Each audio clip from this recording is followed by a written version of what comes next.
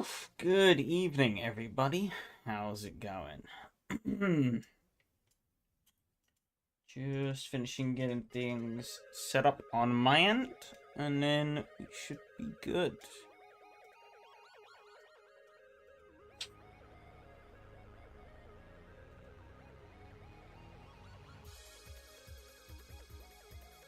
Ooh, man.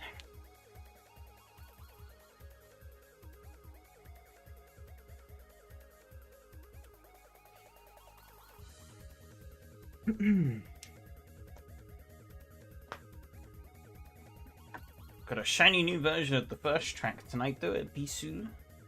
Should be interesting to see. I haven't actually driven on it yet, to be honest. But I do have it all installed. So it'll be interesting to see how that plays out. It does look quite nice. All the server and stuff is obviously set up with it. Interestingly, though, I did notice that both the old and the new version actually have the exact same file name, which is actually a problem I've never encountered until now. Because they're two, I say old version and new version, but they're two completely different tracks or models of the same track made by two different people. Which is a little bit of a pain, albeit this one should be theoretically better than the other one, but say if I want to go back to replays of the older one, they might break, which would be a little problem. But that's a me problem to figure out in me time. But yeah, I've never run into that before, where I've installed two different versions of the same track. But I don't often install two different versions, but you know. It's sort of an updated version made by a different person of the same track, and it's like, oh no, they're actually different. Wonder if I could try and load some of those old replays. Might be funny to see if they break or not. They probably will. I don't know if I have. I should have some. I've definitely raced on that track a couple of times before.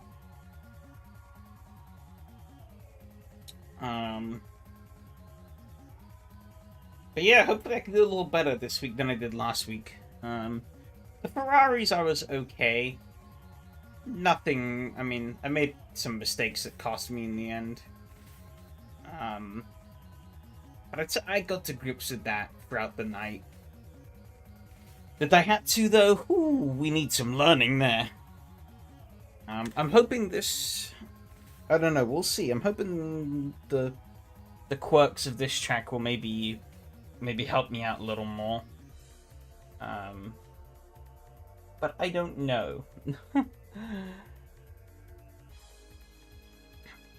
Could be great, could be a complete and utter disaster. We'll find out. In about now, actually. I was going to say in about a minute, but it's actually now. Server is up.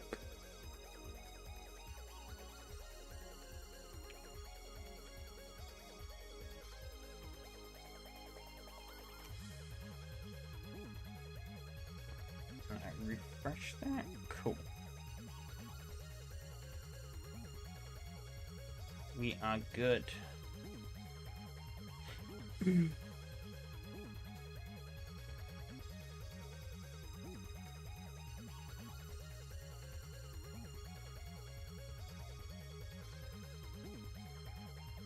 be honest, at the moment, I can't shake the feeling that I feel like I've missed something. But I can't think of what it is.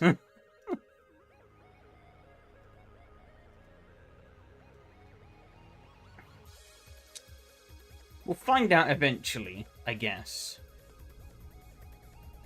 Okay, loaded into the track, fine. I think we just need track time more importantly than anything.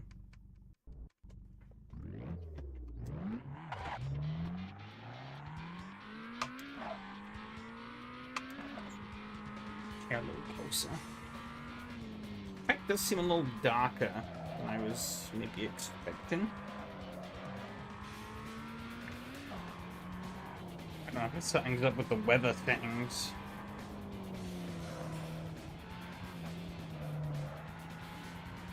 For some of these seasons, I have been subtly playing. I don't know if anybody's noticed it, but I have been subtly playing around with the weather. It's nothing like dramatic. We're just changing the hour by a couple here and there. I think this is set to be light clouds, maybe? Rather than just being, like, pure clear. So maybe that's what's causing some of the darkness. And it's set slightly in the morning. Okay.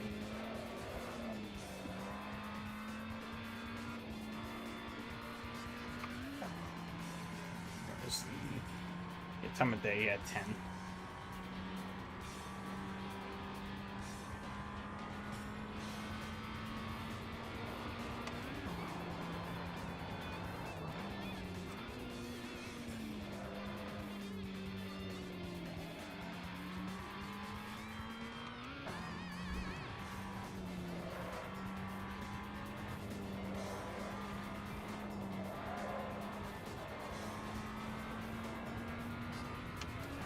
I've noticed that this mini-map is not synced up at all.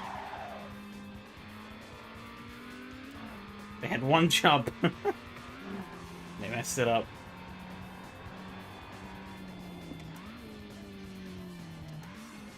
I am driving through the pit. Good to know that is completely useless for tonight. At least for these first two races.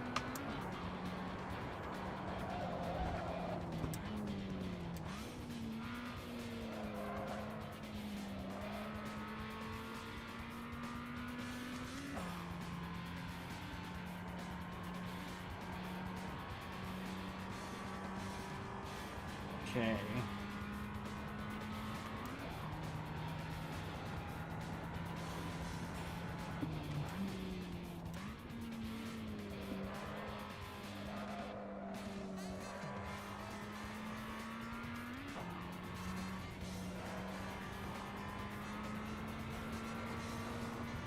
Let me go over that curb. Oh, but it spits me wide. Ow.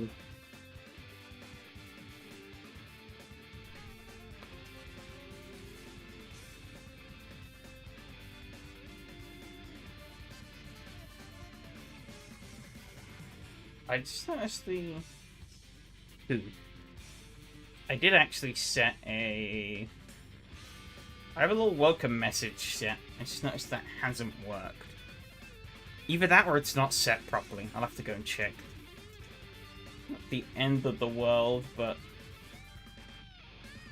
a little bit of extra pizzazz. Probably drop this to like half, right?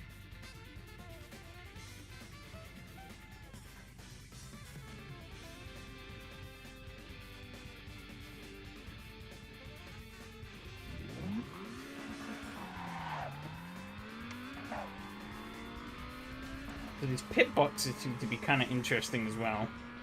This is supposedly the race layout, yet the pit boxes are in the middle of the pit lane.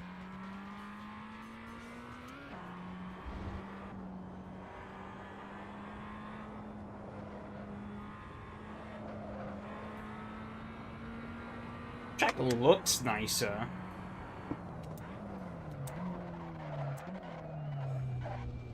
But, off the road there a little bit. Seem a little... Hey Adam, how's it going? That does seem a little off in a couple of areas.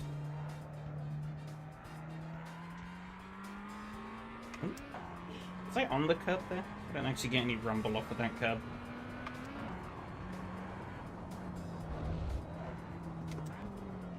This curb's just smooth. Seems like they are. Okay. Maybe there was some slight rumbling there.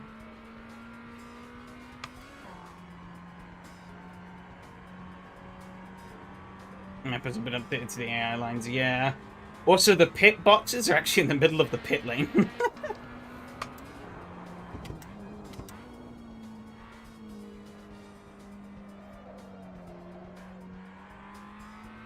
is interesting. Oh yeah, there is... Yeah, these cups seem to be very smooth. Apart from that one. But that might just be more tarmac. Ooh, losing the rear a bit.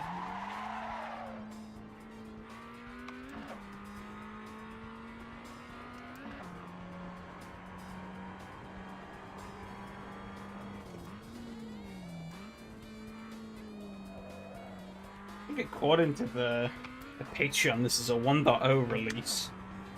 Turn on your light. It doesn't. My light doesn't do much at this time. This is meant to be 10 a.m. So I don't know. Yeah, it doesn't. Oh, you can slightly see it.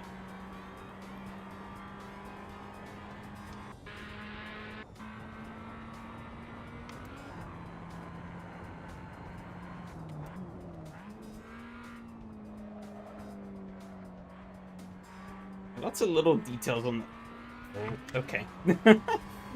Already being completely outclassed. We're off to a great start.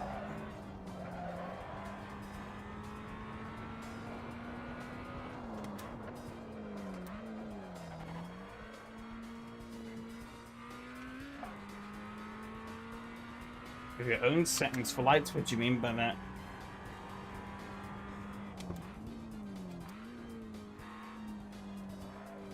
For like the car's headlights or like the global lights? Like the sun and shit like that.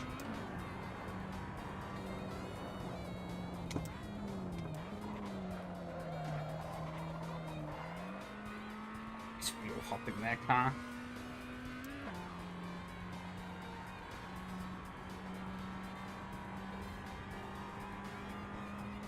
Just overall effectiveness of light sources, track lights, and headlights. I have actually played around with that a little bit, at least the headlights. I remember when we did the night racing on SRS briefly, I did play around with the settings there to get a setting that I was comfortable with.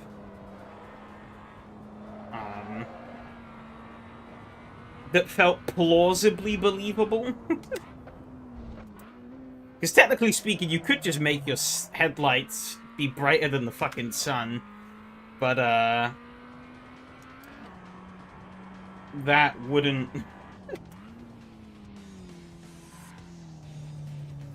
that would kind of defeat the point.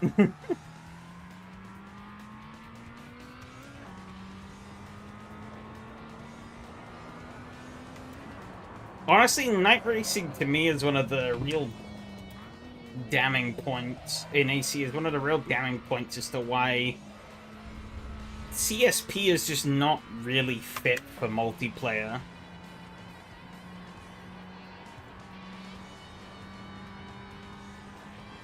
Old cars have worse lights, newer cars have stronger lights, yeah. It's a balancing act. However, at least for me, I'm not so fussed about pure accuracy. I just want to be able to see. Have something that looks believable and that I can see. I think they might be slightly brighter than normal. Because I think the cars we were driving, I think it was just the GT3s, they were pretty dim by default. But here it doesn't seem to be making much of a difference. So...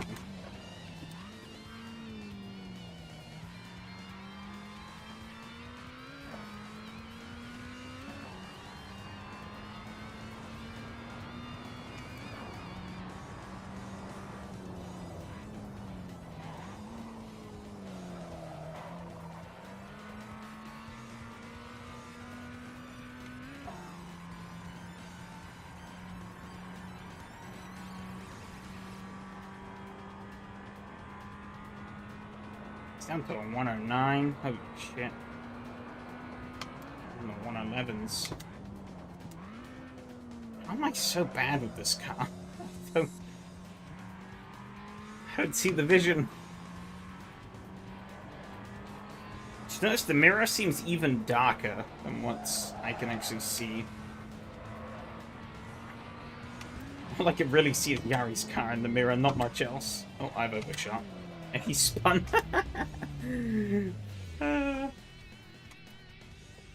Bollocks.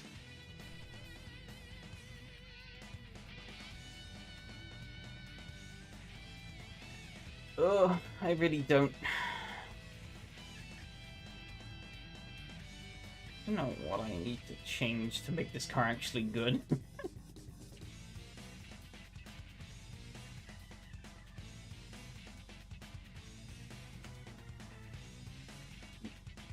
Alright.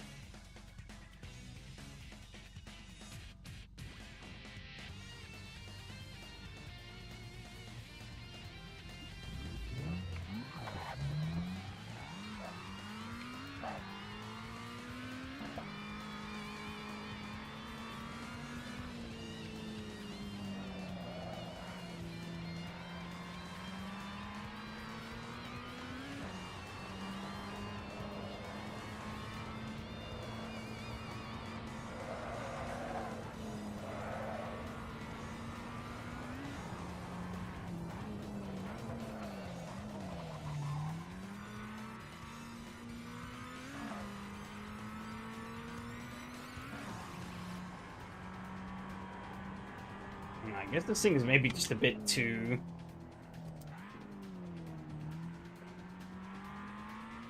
I don't know what it is.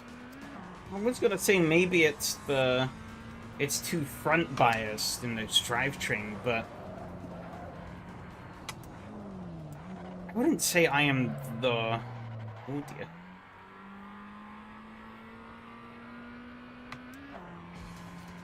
I've always felt my speed in front-wheel drive cars isn't inherently the problem. It's more the long run that is the problem. At least from my previous experiences. Sometimes I relapse and think I'm driving a rear-wheel drive car and then I crash. Or sometimes I drive the car like the Civics we drove with James that one time.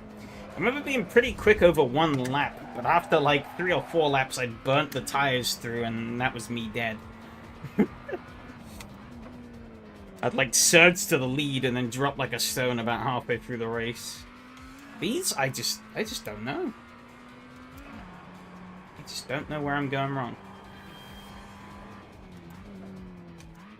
Give it a try on gamepad though. Yeah, that's fair enough. Just the music is so goofy.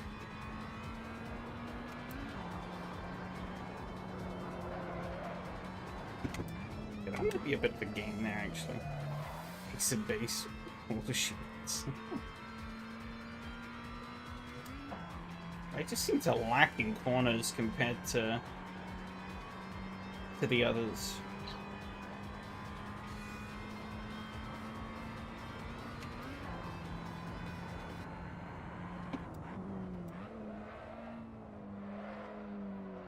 More bright for you, huh?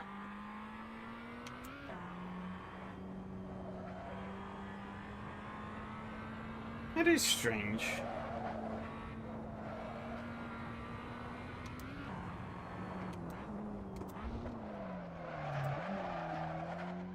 Now, is it maybe because you have Pure installed? I don't know if that would affect things, but it's a weather thing, right? So maybe it does.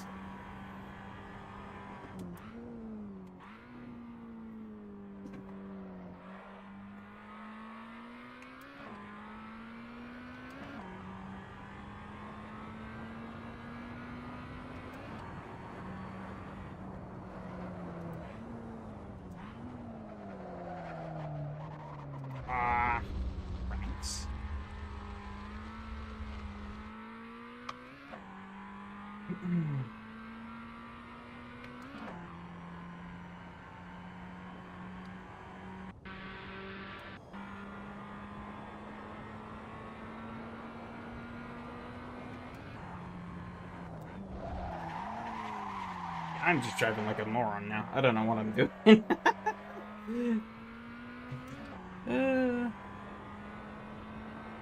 I'm just out of control.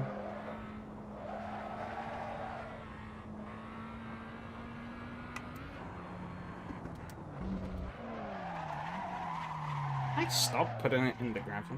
The grass? Sheesh.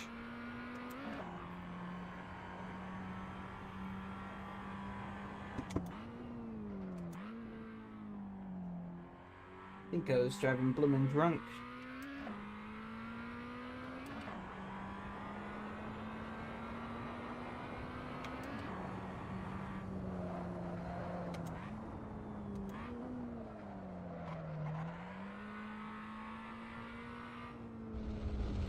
Picked up the throttle too early again. Well, actually, I think last time I carried too much speed, but this time I picked up the throttle too soon. Just... It has that front end rotation, and then it just kind of dies.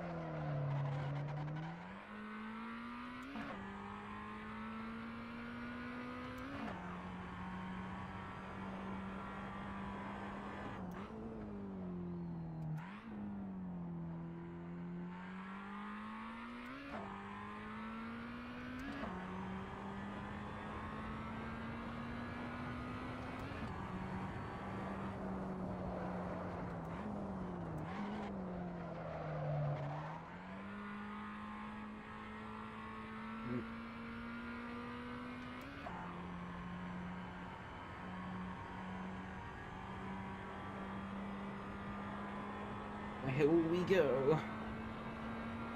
Rocking backwards to porch, trying to get more speed. Didn't do anything. Shucks.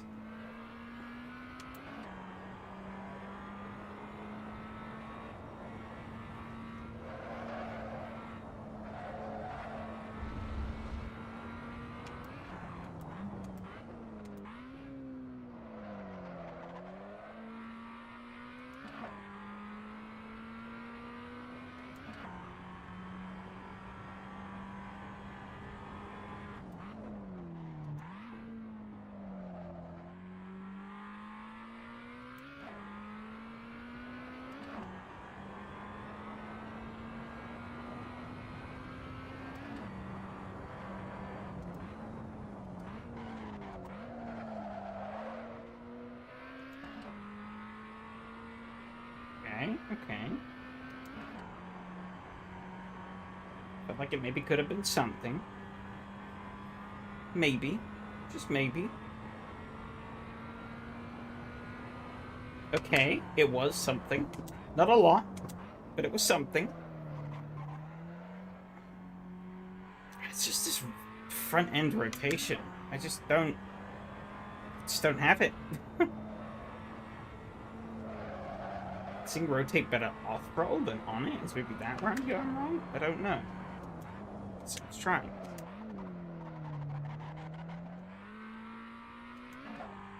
I felt maybe better. I don't know. See if we can maybe get this lap in. I think we got to the line before the timer ran out.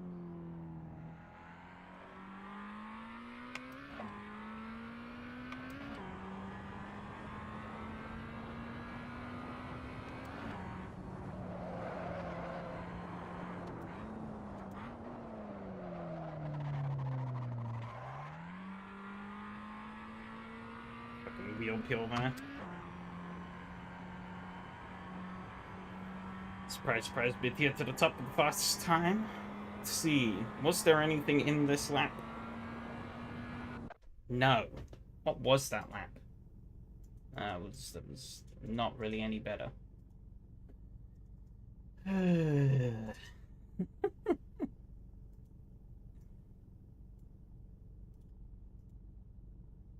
Dear, oh dear.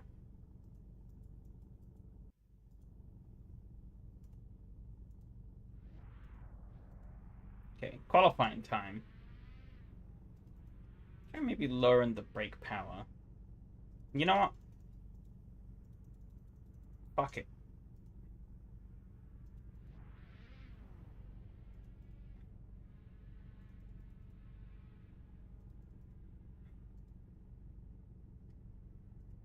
was silly. Let me see what happens. I'm actually going to let down the pressures at the back a little bit. Let's see what this gets us. Focus on a more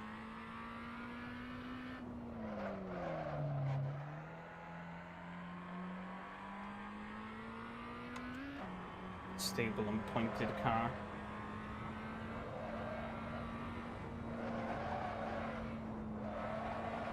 Is this working?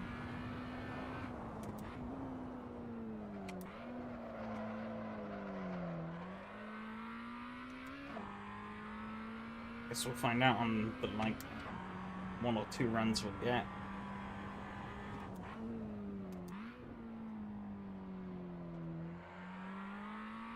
Feels like it maybe is turning better. Hard to say for sure. But maybe. Just maybe.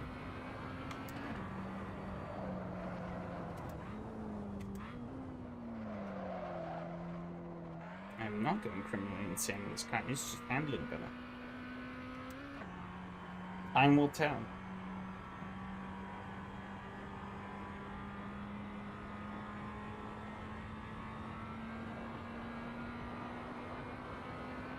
I'm not going for 5th because that seems a bit redundant.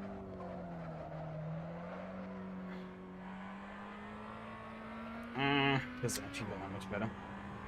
Just hoping for a little more there.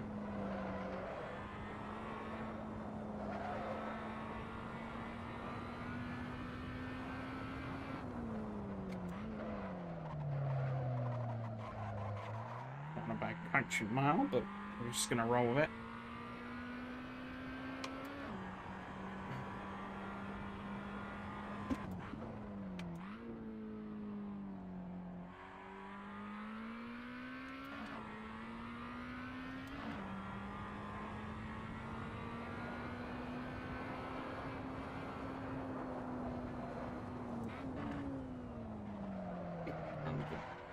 Downshift. And I'm gonna understeer off the road. Hell yeah.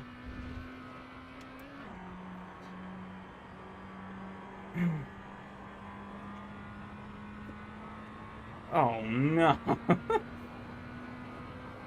I'm actually the last. Not by a close margin either.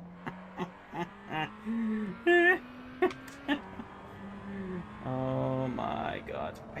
I was 1:11.4 though, and I did lose a chunk of time by going off-road, I think, at the end there. It'd be interesting to see if I could maybe put together something better this time.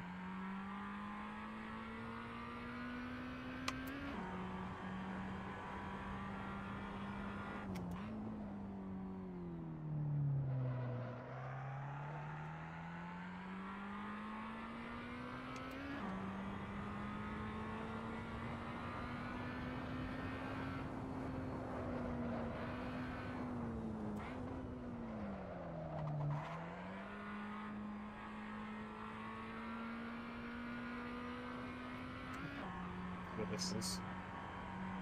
We need like a mid to low 109, I think. Stand any kind of a chance here. 110.9. Alright, well, it's better. It's certainly better. But not by much. I think I'm figuring it out, maybe. Just maybe.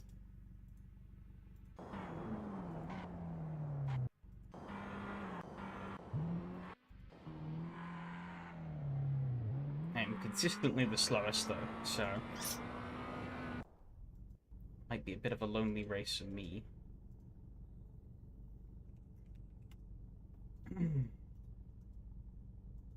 Just the luck, I will definitely need it. You know what, if I... It's a gamble, but I'm gonna try it. See what happens. Last minute setup changes always go well. Oh, huh. The 3 abreast start. I was not expecting that. But this makes things interesting. If I get a good start, I can maybe sweep through and take the lead.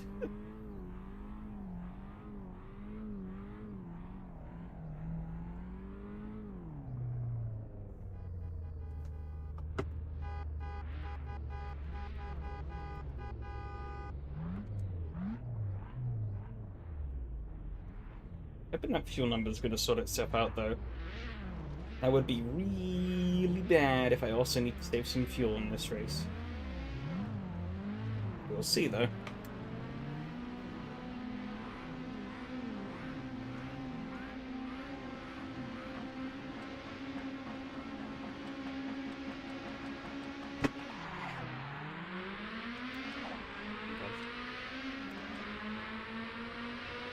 This is kind of sketch. I'm gonna roll that inside line. But I'm still there. Oh god, I'm off the road. Oh dear. Well, I fucked that one up. God, can I wheel? Stop. Oh, this thing. Wow. That's a bad turning circle. Well. I guess if I'd gotten any higher positions, I would have just been delaying the inevitable, so... Might as well put myself back there quickly.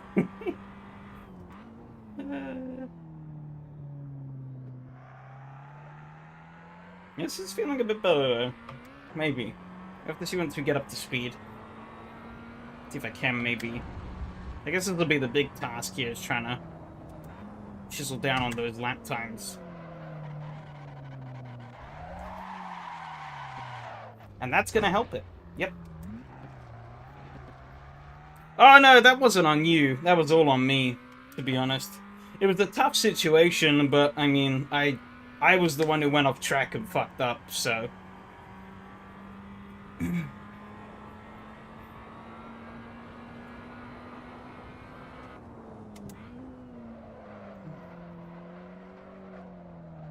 Just trying maybe a little too hard to get to the front. It's probably the only chance I'd have to get there. At least in this first race. Being able to hold track position would be kind of useful.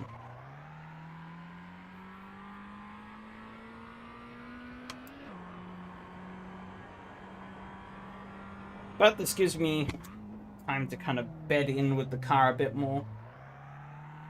Don't have to drive it a bit better. Seems like rolling it through the corners a bit more off throttle seems to work. I think I got too hung up in the idea that, like, you could sort of pull the car through the corner with the front wheels, but that doesn't really work when you have such skinny, low-grip front wheels as this does. I think strip it out the toe has helped it a bit, though. On level 2. I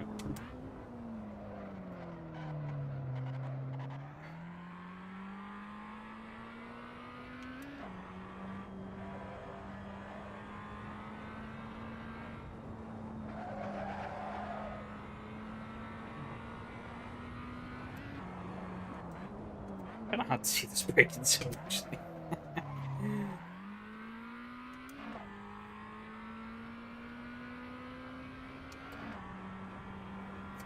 I was wondering whether I got really confused for a second. I was like, oh, where the hell did we go? But it's just the map isn't lined up. So when you go around the top of this hairpin, it's like as if you're in the pit lane. It's like, oh no.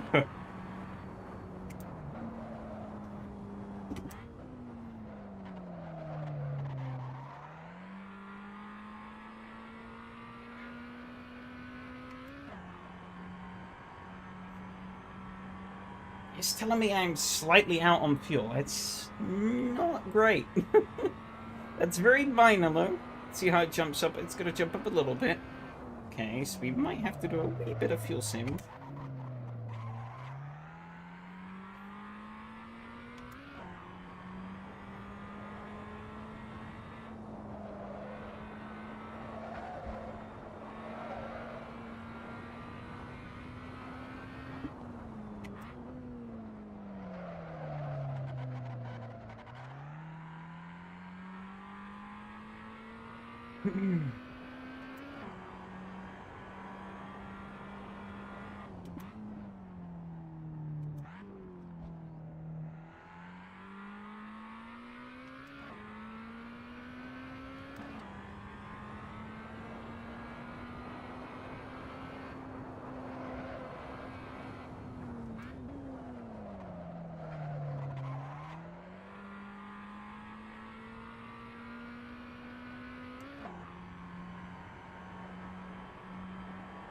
The trend continues, though. The line's just simply not good enough in this car.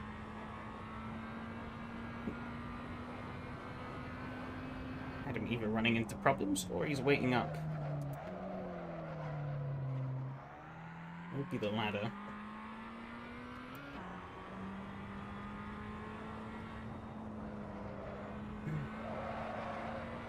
Guess he thought he couldn't contest the other two. Ooh, as I put a wheel in the dirt.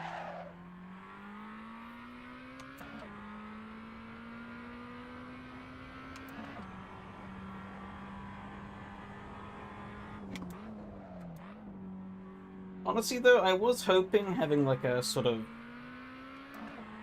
slow, quirky car would be a bit of a draw, but it seems like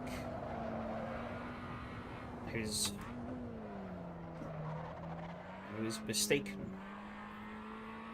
Not the end of the world, though. This happens, obviously. Can't get it right every time. Went through this cycle many a times through SRS. It's like, oh, this car could be interesting. Just never really materialized. Don't think it really helps that I am just genuinely awful at driving this thing. So I'm not really being a good PR representative right now. As I flounder like a buffoon.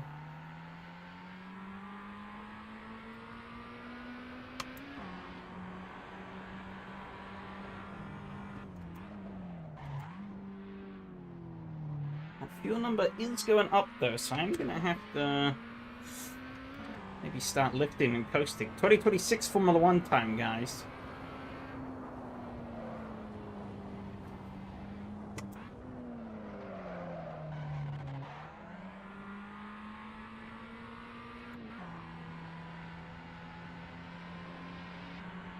Is he coming in for the push? On the wheel straight. I think he's trying. No, he's not.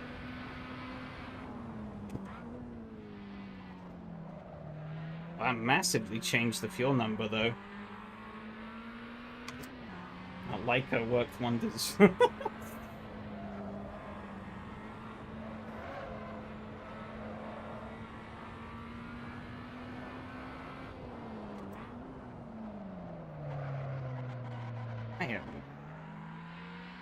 Not good at getting that braking zone for that corner.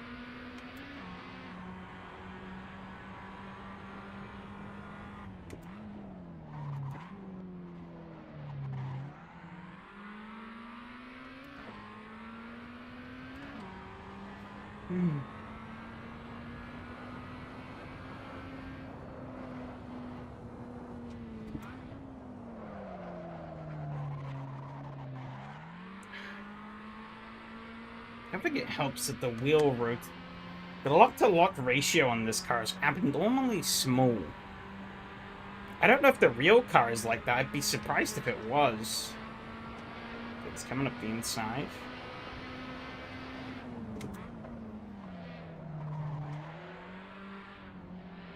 Still there. Okay, awful rotation off the corner. Same scenario as lap 1, now just the other way around. Let's get it back out of it, though.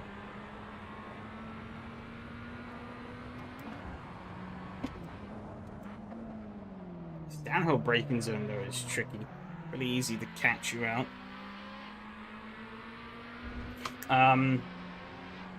But yeah, I'm surprised how, as you saw earlier when I actually crashed, turning circle in this car isn't particularly great. Which is kind of baffling, given that this car was built predominantly, well, it's a city car for one, but this is a homologation spec of it that was built for rallying, which again, you would have thought would give them a pretty decent turning ratio for getting around them hairpins and such. Again, I don't know if that's real or not. It could just be a mod inaccuracy. you know, I don't own one of these cars in real life. I've never seen one of them in real life. So, it's hard for me to say if that's true or not. But I know my car, which is of a moderately similar caliber, albeit very different, has a crazy turning circle. I just keep turning the wheel and the car will keep turning. For a... I mean, this is a four-wheel drive hatchback. That is a rear-wheel drive sports car, but... You know, they kind of fall into... This actually is probably faster. My whopping 64 horsepower doesn't take me very far. Very quickly. In terms of paper numbers. This thing's got like 90 horsepower. But, here he comes again. Give it a run.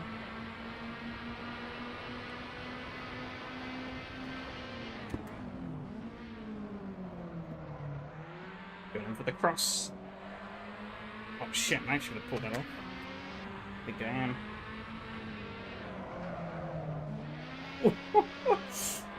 That was actually pretty good. He's good at diving up the inside. Can I get it stopped? I can. Hug that apex. He's right there still. Oh, he's got a better run up the hill though. I have to sacrifice a bit too much to hug that apex. Up around the outside. I have to sell him behind down the hill. It's not worth trying to overtake into there. Well, he actually brakes slightly into there. Stay over the slipstream range. Ah, oh, I just don't have the grip. Blimey. Yes, it's something I've been missing all season. It's just a level of front-end grip that people seem to be getting out of this car that I just can't. I don't know what it is. My cornering speed's just worse. There's not a lot you could change on this car either, so again, that leaves me even more perplexed as to what it could be. You know, I'm just trying everything, really. I haven't really found anything that works. At least works to the level that I need it to. It was a nice little battle, but doesn't solve the the big picture problem here.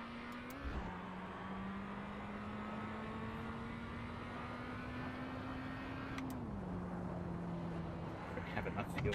I've noticed that fuel light is getting very red. Oh, I actually might run out here. I'm gonna run out. The fuel indicator lied to me! Oh, it's uphill as well. Oh, I might not make it. No! Oh, wait. It crests. Crests. Okay. Yeah, liters to add, minus 0.6 liters. My fucking ass, is it? Oh no, it didn't crest enough.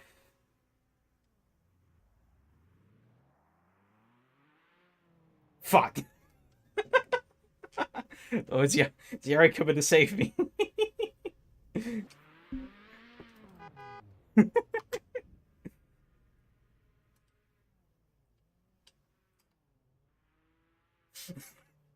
Let's see, can he do it in time? I think it was like 3 minutes or so he should have the time.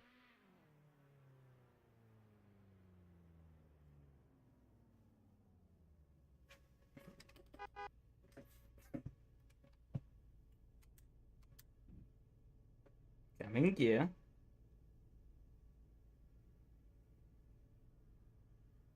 As he ran out of fuel himself, he might have done. Holding the throttle actually makes me roll backwards. We got a conga line forming here.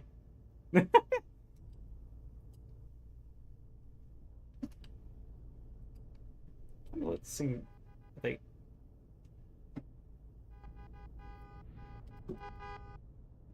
I'm confused. I don't know what's happening.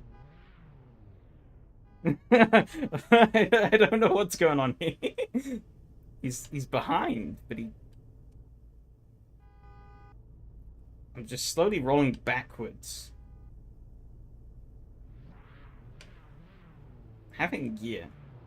So maybe he's confused because I have the headlights on.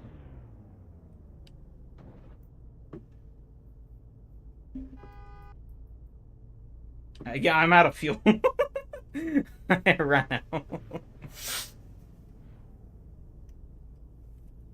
I don't know if you, I don't. Oh, okay, here we go. We're going.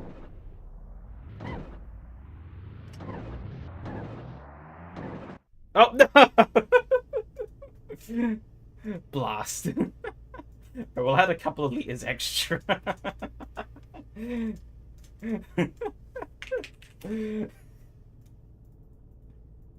The app lied to me, though. It told me I was good. I was not good. I was most certainly not good.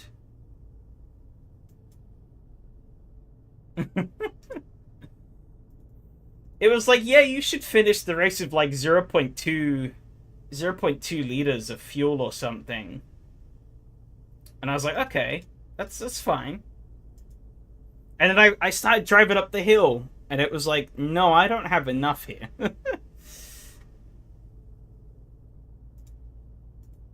Okay, I am trying something different here. Just gonna play around with the setup. Yeah, the battle was fine. The battle was fine. I just need to fix my driving with this car. I still haven't quite pinpointed where the problem is. But here we go again. Oh yeah, I got an awful start. Came over here. I don't know if I'm cutting across his nose or not.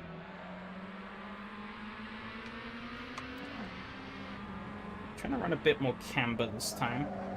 Still a pretty neutral toe.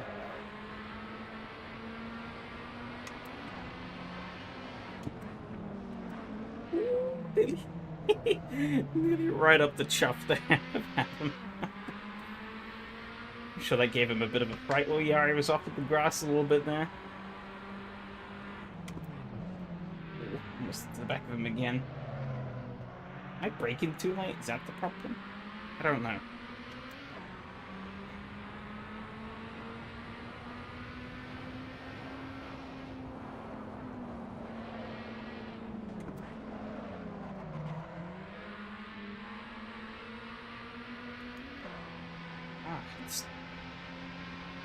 See, I'm just dumbfounded. Here I am, just getting rate trained effectively.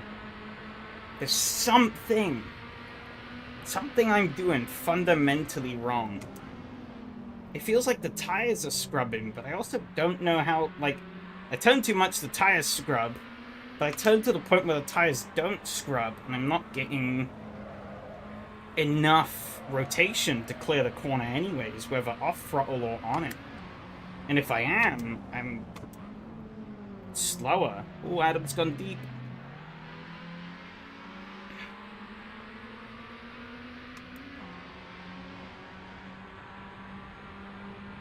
At some point I do need to, I guess, sit down and actually, like, I guess, study how these guys are driving this car. It is just, I don't know. Whatever it is, it's just not clicking. Now he's right there. Kind of compromised myself a bit too much there. Oh, Adam's gone deep. Mattia's going to sive on through. So I'm going to go wide and let Yari on through. Did I catch a bit of that sweet, sweet slipstream, though? No. That momentum up the hill is just too much in his favor.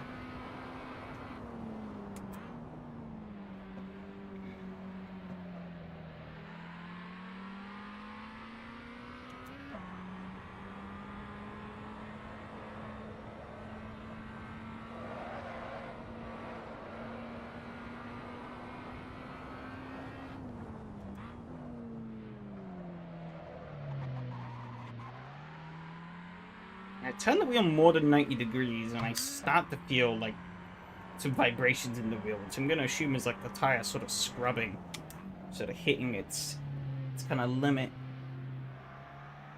But you see, I just don't... Maybe I could push it beyond that? I don't know. It doesn't really seem like it helps either way.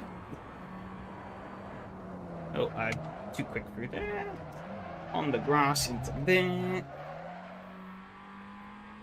And that somehow worked out. I'm not going to question it. Not going to question it. I'm just going to roll with it. Yeah, all three of them just kind of leaving me in the proverbial dust, really.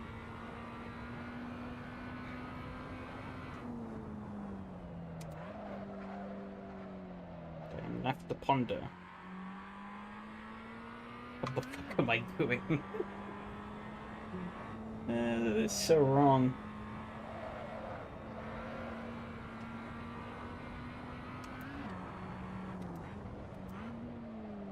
I don't think I've ever felt so adrift in a car before. Like, even in cars I've been slow with, I'm at least able to hold on to the back of the field. But this... I'm sure it's not a big field, but at the same time, other people are, you know, around their performance level.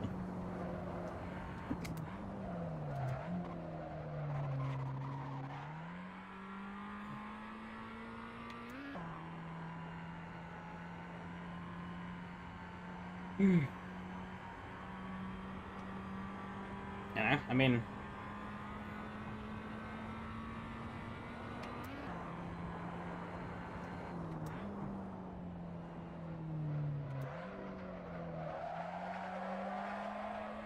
Did that help? I don't think it really did. Maybe it does? It seems like it kind of... Oh, I didn't really help there. If I just turn full lock and then just full throttle. I get a PB because of this. I'm gonna be kind of mad. But at this point, I'm all out of ideas. So tire scrub to the maximum. We're gonna burn these tires to the fucking ground. If it means I can save even a little bit of lap time.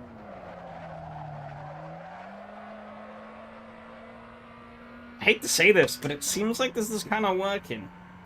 I don't know if on the flip side I'm just scrubbing off more speed because of the increased resistance. We'll see on the lap time. But I'm clearing the corners. I was a 1:10.6. It's a better lap than it has any right to be. I should have gone down the third. I can just keep turning this thing. That doesn't feel right.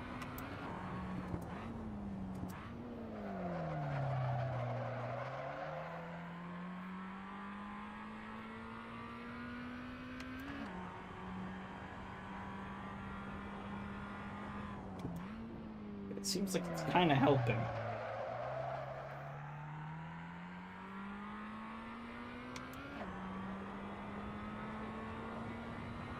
Which is like counterproductive to basically everything I knew.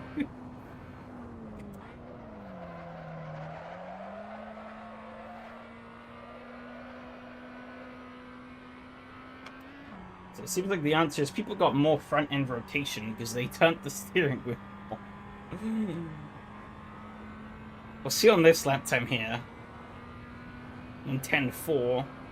Not PB yet, though.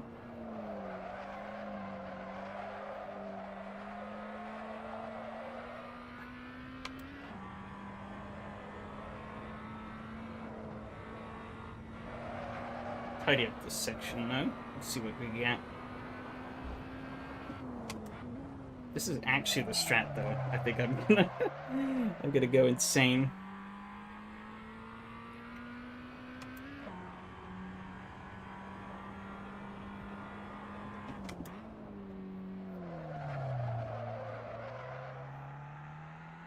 It feels like it is cornering better. It's kind of it's kind of annoying.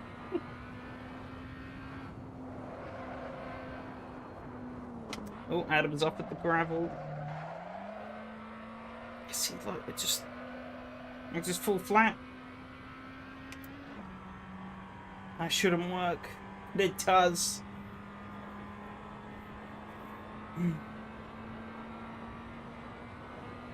1098. Apparently isn't my best lap still. I would have thought that would have lit up green. Did I do a better lap somewhere? I just wasn't paying attention to it. At this point, I am... You can upload me to the mental asylum after this. The loony bin. Oh, he's wrecking.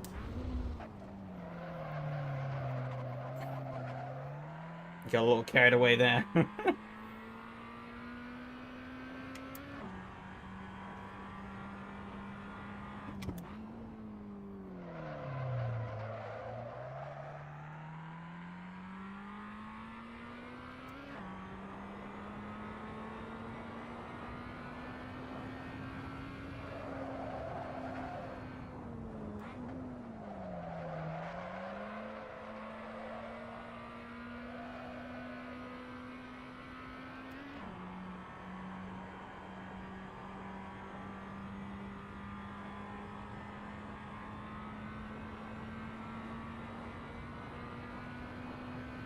Zero.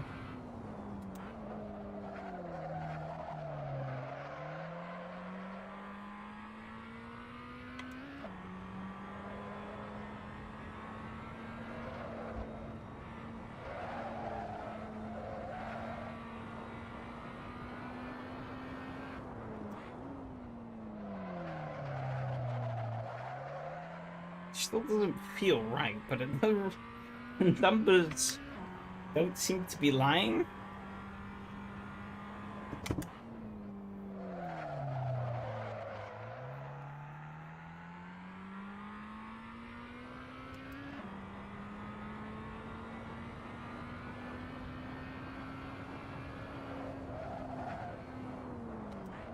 Running out of grip, just turn. Easy, right? Ooh, that might have been the line there.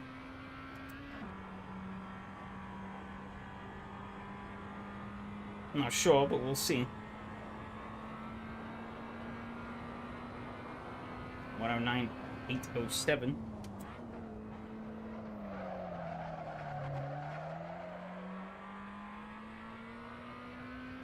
I think we'll have one more lap after this. About 108 on the clock when I cross the line. I'll see Matthias further down the road.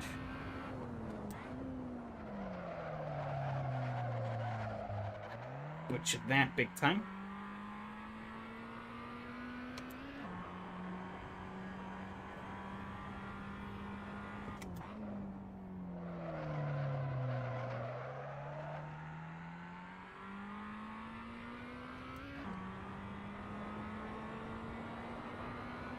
Seems like it's making me go faster, but I feel like I haven't really...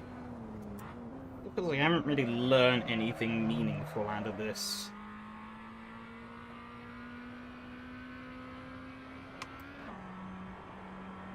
Still not quick enough, but I don't think I've done a 109 at any other point in this run, so...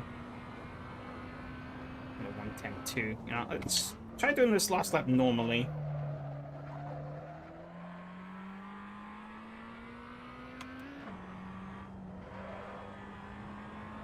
I would conventionally do it. Let's see what lap time we get, just to make sure. Just to make sure.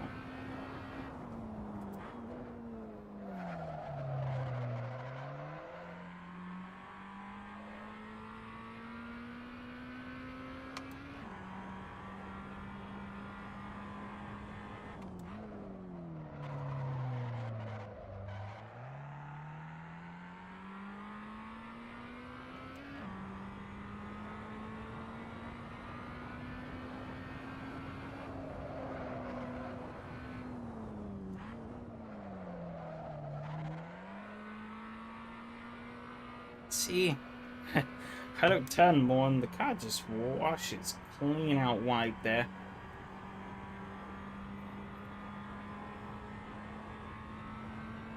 besides that brief battle of Adam, a couple of solitary races. There's a 1:10:30. No, I didn't quite get a chance to go into the hills. Oh, that's weird, actually. I just noticed. We're actually, so some cars are in the thing, others aren't.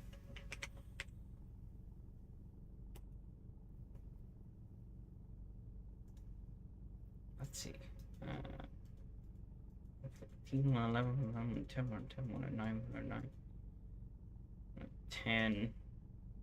I don't know why that was flashing up then, because I was improving. I don't think I'd done any but oh, that's why. It bugged out and it claimed my first lap was 2 seconds long.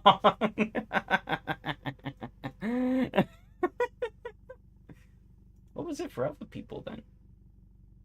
Oh yeah, 1.6 seconds, 2.3, 2 seconds, 2.8.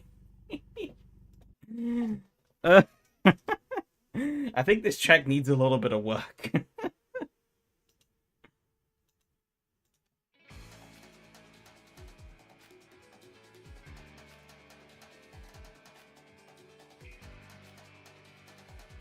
All right.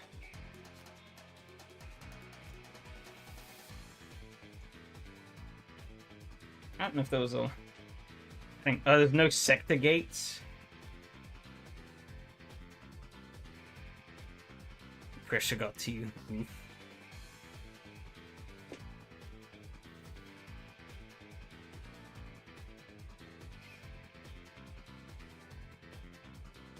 Yeah, despite maybe looking visually better, we'll see next week. Maybe I'll do a quick test run of the other track.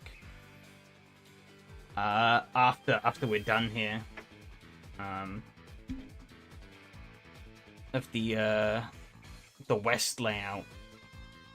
Shaking gonna south the rest, fair enough. Yeah, this besides the visuals. Expect to see LPF lead in the race today, yeah. Let it fair and square for a bit.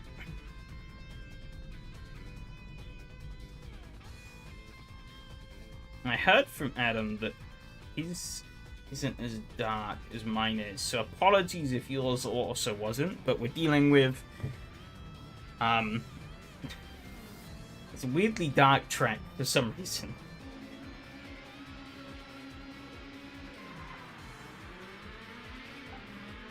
Pretty wide start though.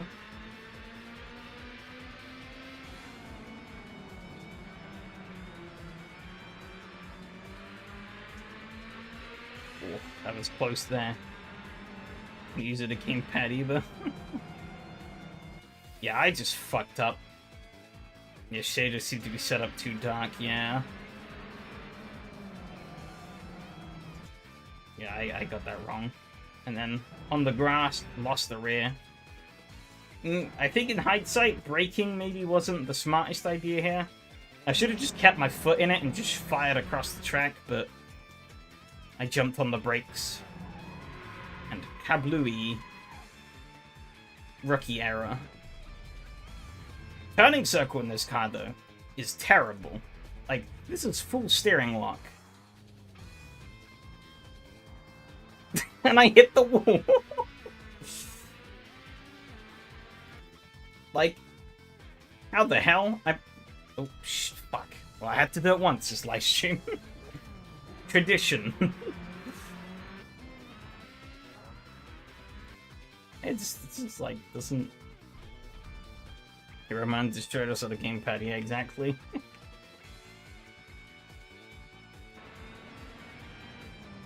I think he swept last season, didn't he? So...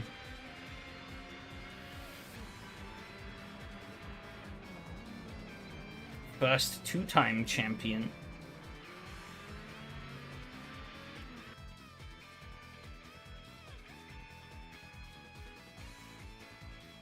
Let's see how things go up here, though. Being exposed to setting up the cameras, each one has its own.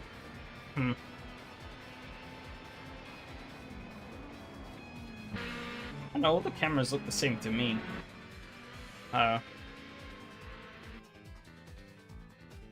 Felt bad about the lap 1 stuff. Nah, you really didn't need to feel bad about that. It was not on you at all. It was 100% me.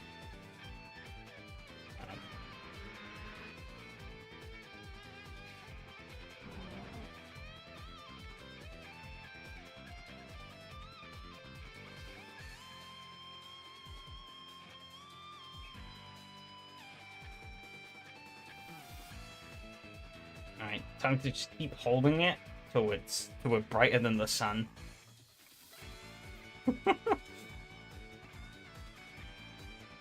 You know, for 500%, it doesn't seem to be doing... I guess it is brightening up.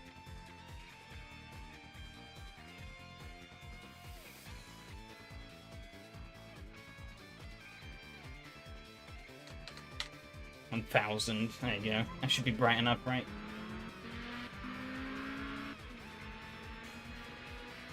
Did it reset? Stop brightening on 100. It seems so. I think it actually did. Maybe did get slightly brighter.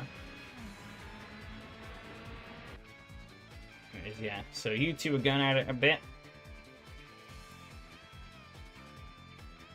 I think it is getting slowly darker. Hard to say for sure.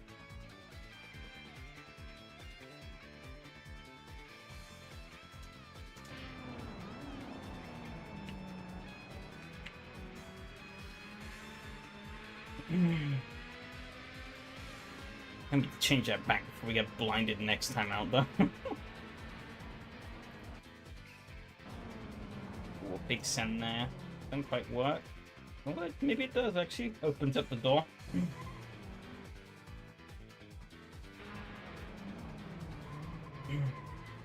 Still feel like I'm missing something critical in these cars, though.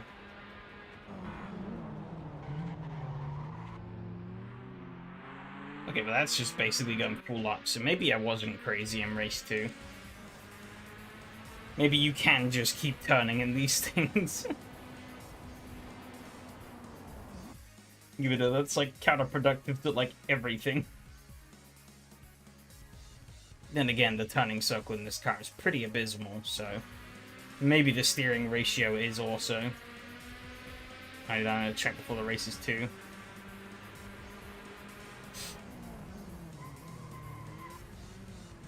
I had it downloaded, but this is the first time I was driving on it.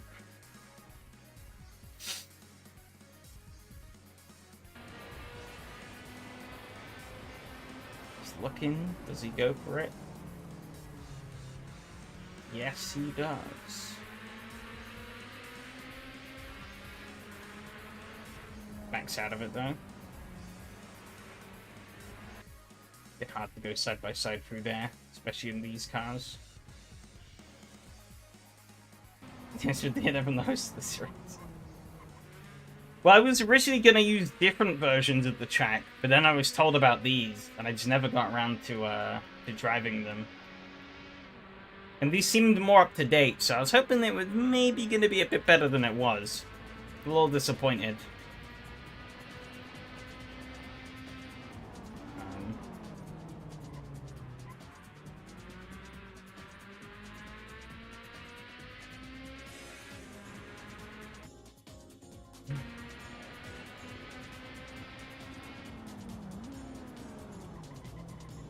Does seem to have more layouts and stuff, and it does look a bit better.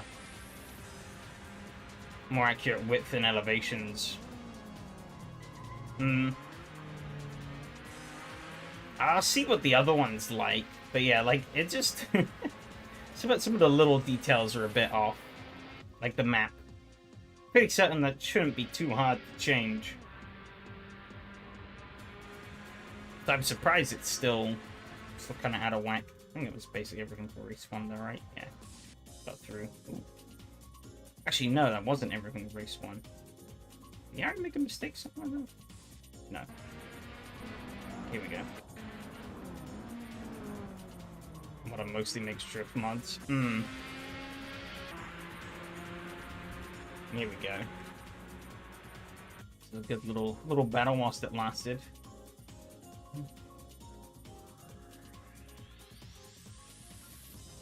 I guess it makes sense, because this is,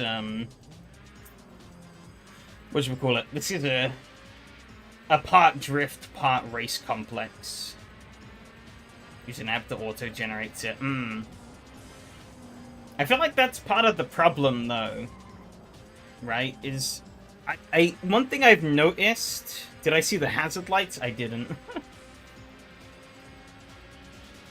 I don't know if that's a separate setting I need enabled or not. But I don't think I saw them. Pulls up to the side here. Here he goes. What? Flopperoo. Back out of it, and he tucked back across, which was nice. Put them on before you let me by. And I went for the send into here.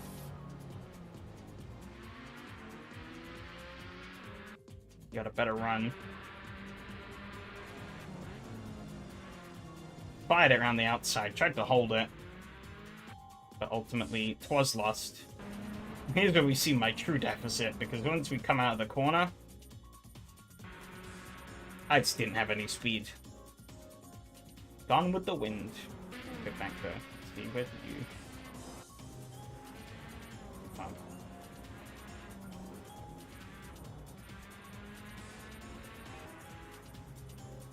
Well, I guess I can see them. They're very subtle, though. However, I have noticed that the Ferrari server has been up.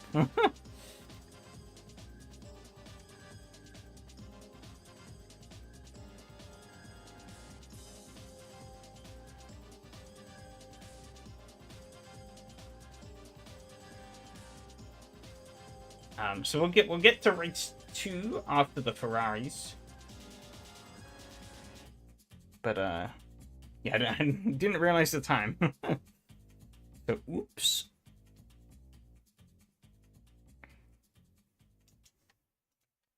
On that one. But yeah, actually that's so I briefly oh god, yeah, it's bright. I'm blind. Okay, we'll turn it back down. That's better. It's still quite bright, but I think this track is just naturally quite bright. I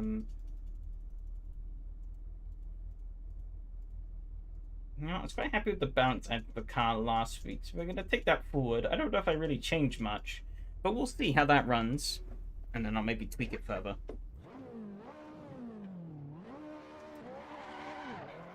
Getting this one out, fair enough. But actually, yeah, so one thing I was briefly trying to touch on in the replay, and also, I guess, to add on to the, you can fix the map in CM content stuff. I placed enough fear in me tonight.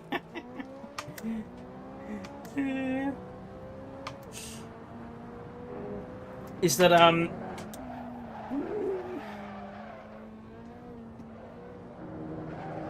is that one thing I have started to notice a bit, right? Is that I feel like some mods kind of just depend on you already. They kind of just make assumptions as to what you do or don't have. What's full layout? It's the full Grand Prix track. / 24-hour track. / track day track. That's what it says in the name as well. It's like GP / 24-hour / tourism / is something else. But yeah, no. So, as I was getting to, I feel like some mods nowadays come out with the idea that you already have a bunch of stuff installed as like a by default.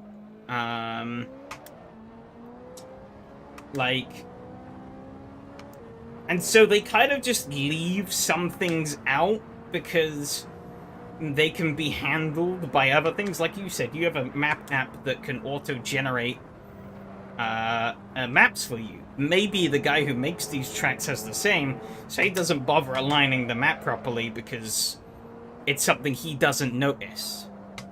You know, he kind of just... Yeah, and it's not necessarily a slight on him. You know, it's an easy oversight to make, right? Like, if you get too used to having all of these things, sort of, you could easily forget what the game was like without them. But as somebody who makes stuff for it, these are things you kind of... Oops, forgot the ball out there. You know, if you are making something that you want to distribute, especially if you want to distribute that thing for money, and these aren't explicitly written prerequisites, they should... I mean, this track was free, but just hypothetically speaking, these are things that you should probably test for.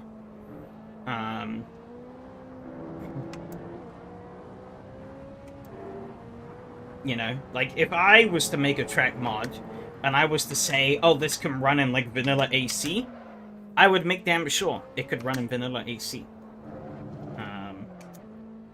And if it wouldn't, I would make it clear as such, you know? Because the last thing you want... Because this not only makes it easier for the person installing the mod, but also makes it easier for you. Because even though some people can't read, you can just say, read the fucking description, it's all there. And the people who can read, then they have no reason to ask you the question. But if you just assume nobody will ever read anything, then you're just making more work for yourself, really. Because even if they don't, then you can just make something and tell them read it, otherwise it's your problem. Yeah, some mod cards look weird when you don't have super duper PP filter, EMB, ultra realistic TM. Yeah, exactly. There's lots of weird little oddities where, like, mod makers build it around a very specific setting that they have for themselves. And, you know, there's nothing wrong with them doing that, but it, yeah, it's a lack of foresight, really, when testing these things. I forgot how much of a pain this last sector is. To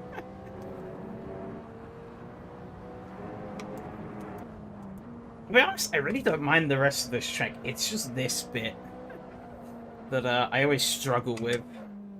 It's really tight and awkward. Especially that last corner. Never flows well. But the rest of the track, I kind of like it. Nothing revolutionary, but not something bad either. Oh, I rode the curbs there too hard. Threw me out. There goes another bollard.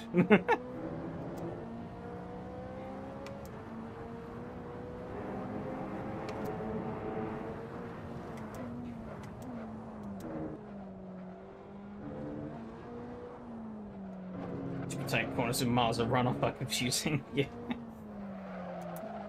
Oh, God, I'm still getting the rotation I want through these either. But hopefully everyone else is suffering the same problems. Ooh. Ah, that was to be expected. Maybe though I could do some tweaks here and there on the car. This is based on the setup for I braked too late. And I hit that bump. This is based on the setup for last week's track, which is quite different. So, I think some tweaking may be in order. Want more rotation out of this thing, but I think last week kind of demanded a bit less. So, you know, actually, yeah, no, we can leave it as is. I just play around with things to, like, get it to a point that I feel comfortable with. Up the front camera a little bit. Front bump also maybe. And the rebound. We'll see what that does. I might spin out and die. It might make the car a lot better. Who knows? We'll find out.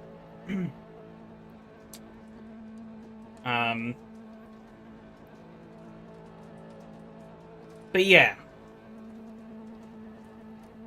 It is kind of an extension of the problem that I've talked about a few times, though, as well, where AC is kind of a compatibility nightmare nowadays.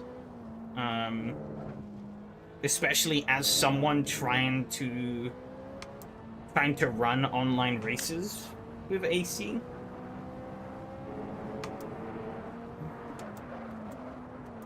I mean, the whole modding scene for this game nowadays is just a complete mess.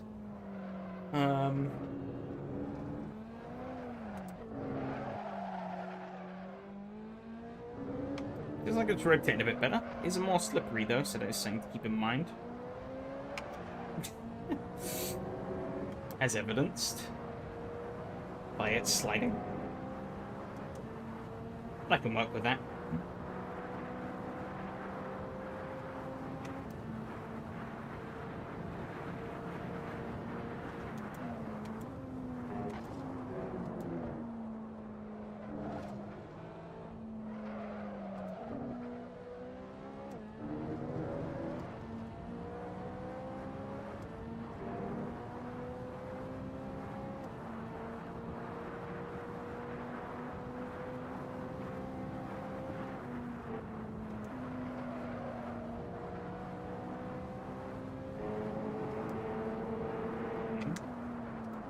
Better.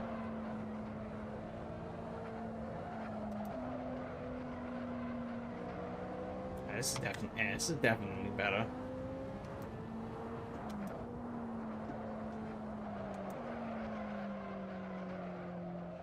As I immediately understand that, but you know, it is feeling like it is working better in general.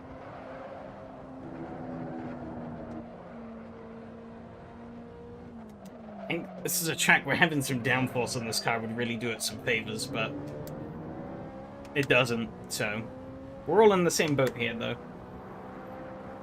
Yeah, he did clock it at 211, though.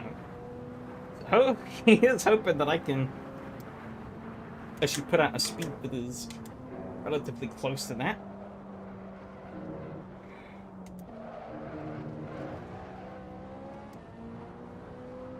The assume Matthias pace is probably there, if not better.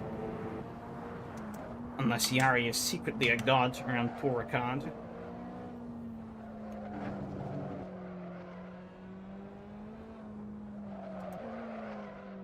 Oh dear. That wasn't good.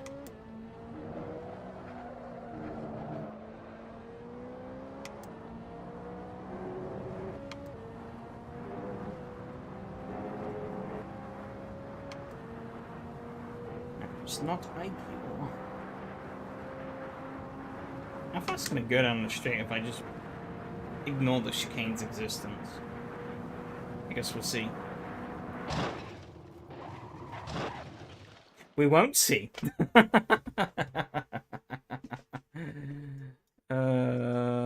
Crap.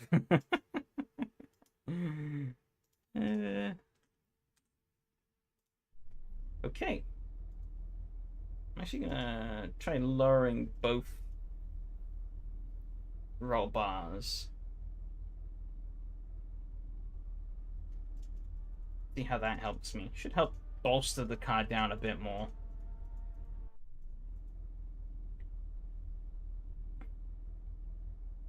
Might actually try stiffening the rear. See what that does as well.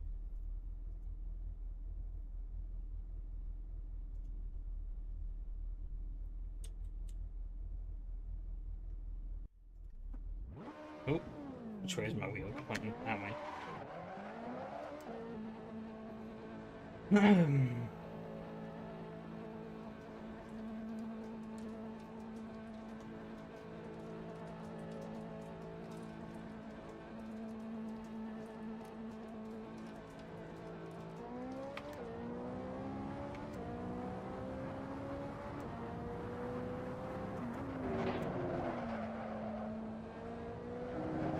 Oh dear. Bit too much rotation there. Whoops.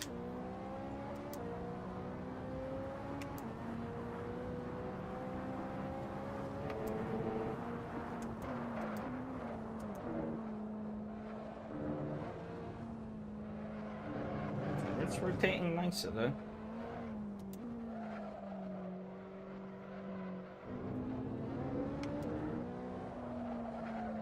Gotta be careful of that rear end, though. Stiffening that suspension has made it a bit feisty. Maybe a little too feisty.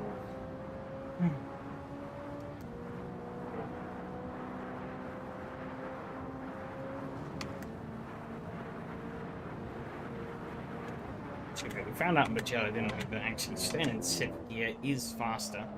So I shouldn't go to 7th. Reminding myself that now in qualifying.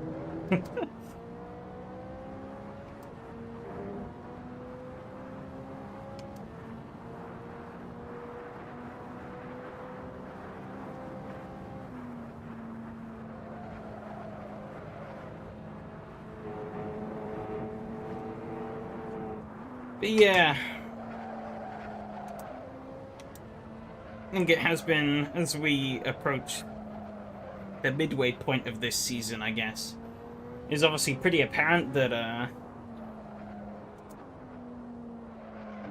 series didn't quite hit the spot I was hoping it would. In terms of general engagement. As I kind of hinted at earlier, it's natural. It's gonna happen. Every now and then. Not every series is gonna be a super mega ultra hit. But I think part of it is down to just me being generally disorganized on the build up to the season. Maybe not, but I don't think it helped in any way, shape, or form.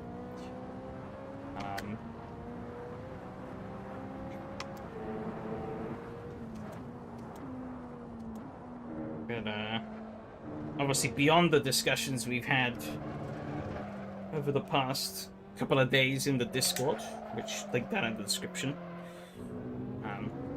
I've been fooling around with some ideas for future series. So, trying to get multiple done, which is gonna be tough, but I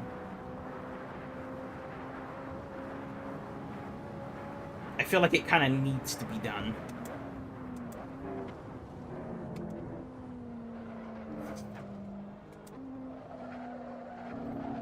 I mean, I have a lot of ideas, or a lot of suggestions and ideas from things. It's just, you know, getting them together into something that is cohesive and works is obviously the hard part. Figured I just gotta post some screenshots. Oh, I'll check them out afterwards. But yeah,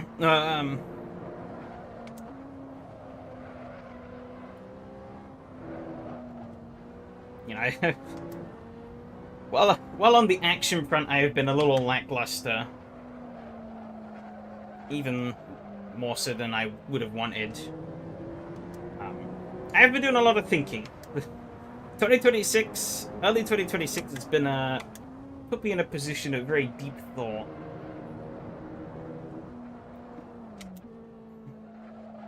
Just, oh, that wasn't good. You know, what the hell I exactly want to be doing myself. Oh, it's not too bad. Bit off the 210 the Batia did, but we can work off of that. Not if I'm gonna do that though. Whoopsie.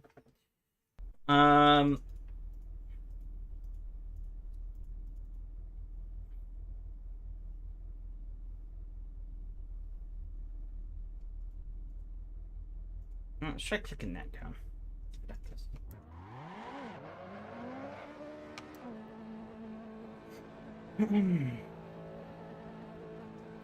But yeah, where was I? Oh yeah, right. So wait, 12? Oh, I guess that lap didn't count that he did. Okay. I'm assuming he probably could do that lap if he wanted to, though. Of course, I do still need to shave about a second to catch Yari. I think I could maybe do. I just gotta tidy up my lap across the board.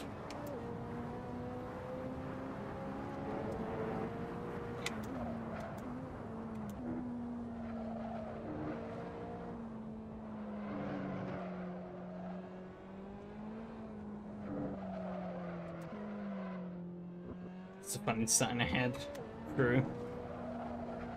But all I'd seen was the purple lap, but obviously AC, you know what? Actually, okay. It's gonna be risky, so I'm not gonna have a lot of time, but I think this was a mistake. I'm gonna add that back in. Maybe even add a little, you know what? We're gonna gamble and add a click extra on the rear. Took some out, but actually I'm gonna add a couple clicks in. I think this should get me to where I want it to be.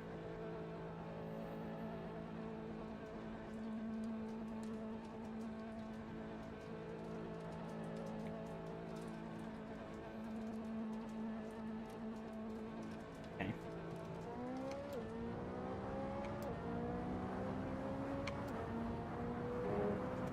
That's where I immediately spin. Oh, you know, actually, that feels pretty good. Do you tweak the other car too? I did tweak the other car.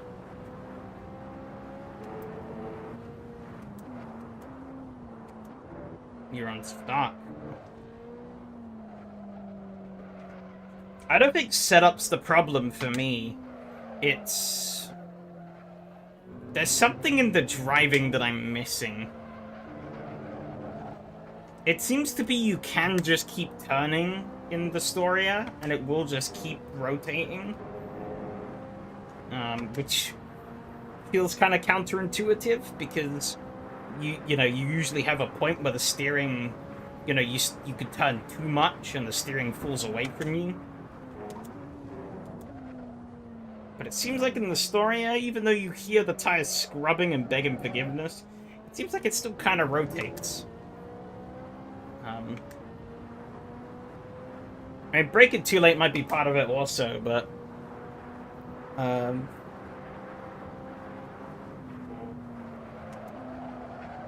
shit. This is my lap anyways, actually. Why am I carrying? I need to just make sure I get around to start another lap.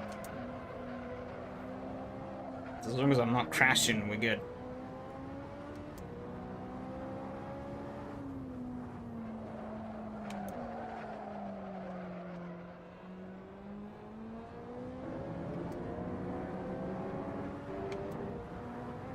I don't think I've ever had a race car that feels happy through this 209. I'm hoping that isn't an actual time we could do. Because I got a balls. Oh well. Should be fine. Subpar way to start the one actual lap, but better than nothing.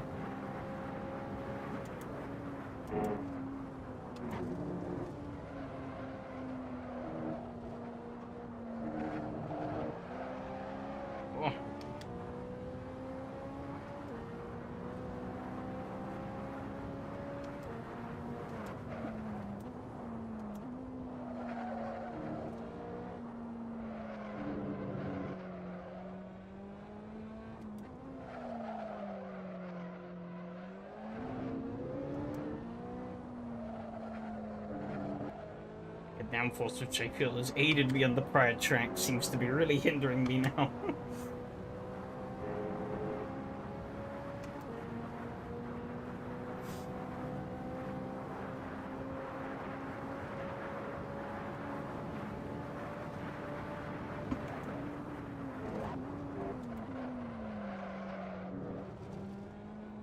That's pretty good.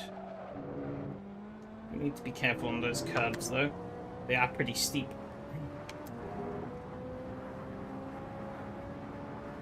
Probably lower the front left and increase the rear right pressures a little bit. Okay, just about get that in the track limits. Good. That's not good. Caught it without going invalid, but it probably killed the lap We'll see. Almost Charles Leclerc did, though.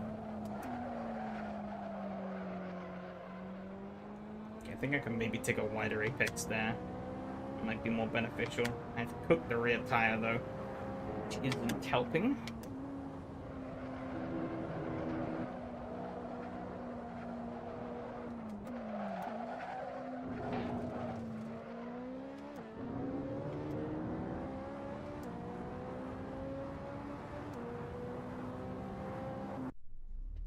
I got there, but I do know I want to put that down by 1, drop that down by 2, maybe increase that by 1. And I think that should do us. I don't think I got better at the end there, did I? I didn't. That's a 213. Well, here's hoping that we can get a bit better in the race. But we shall see.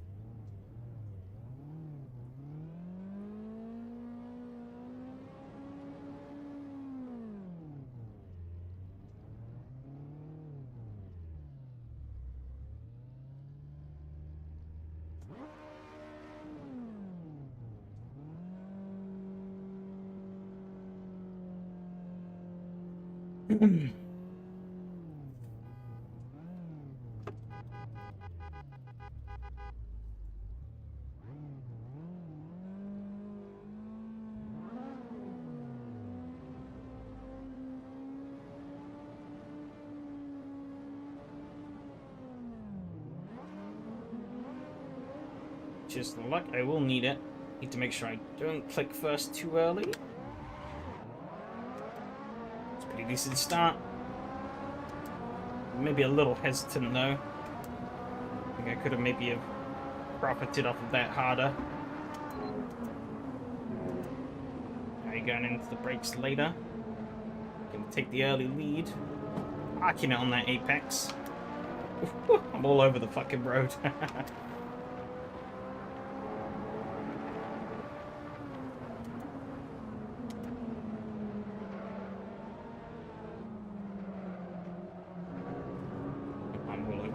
Curb here.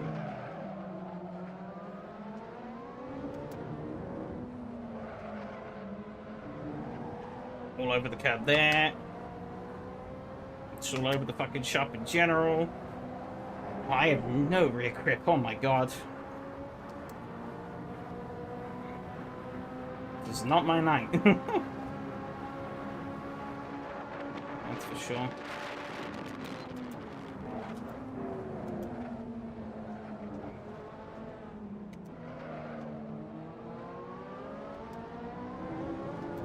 In the slipstream range of Mattia though.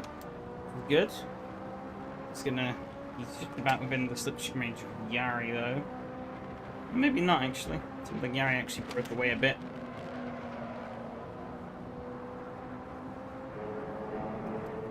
Yeah, it cost me a bit through that turn. I could feel. I can slip away. He's lost the rear. Oh, he's still losing it.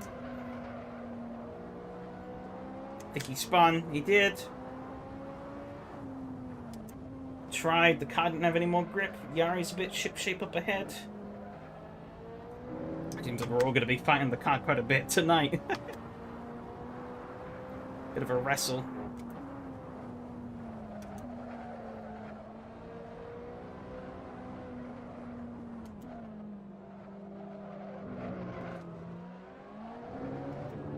Bit too eager on that throttle there.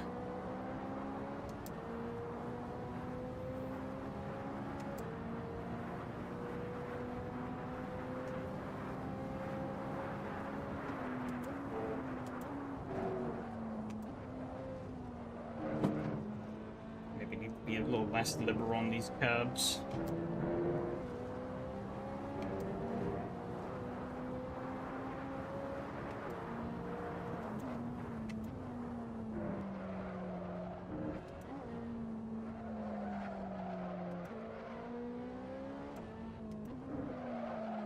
I don't know why I accelerated as much as I did that. That kind of cost me.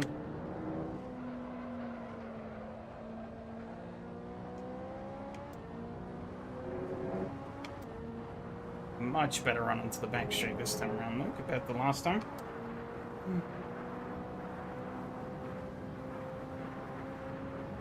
It's interesting to see what Mattia can really pull out now, though. He's on back foot and in clean air. I overshot that a bit. Passed me on the exit. Yep.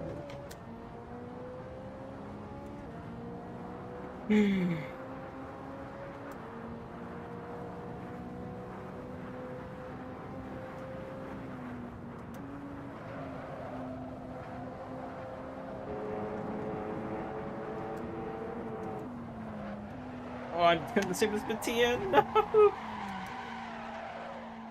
Saved it, though. We're good. I shouldn't lose too much time from that. Took that rear tire again, but...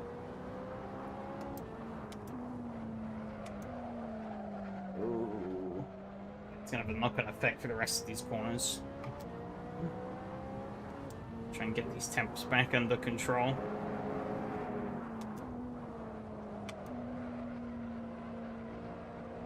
And be rushing up on another screen.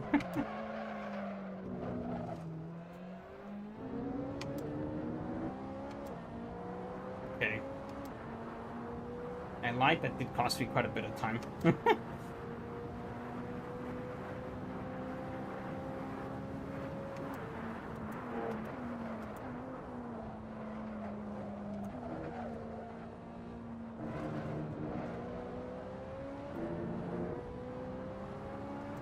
Let's hoping that Yari now makes a mistake as well. But he's in the best seat at the moment, so... But here's hoping he gets maybe a little complacent.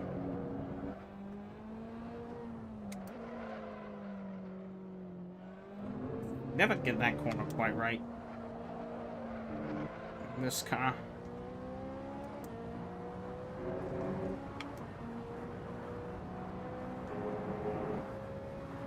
At least I'm closer to him than Mattia is to me.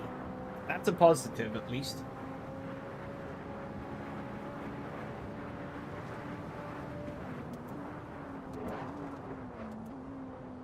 So there have been a lot of positives tonight, but there's one of them.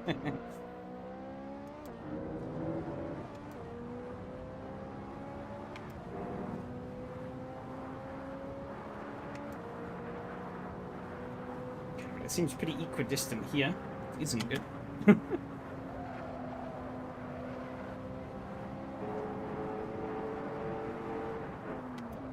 Really careful on the break into this corner. Car really wants to get away from you through here. As we saw from Mattia on lap 1 and me on lap 2.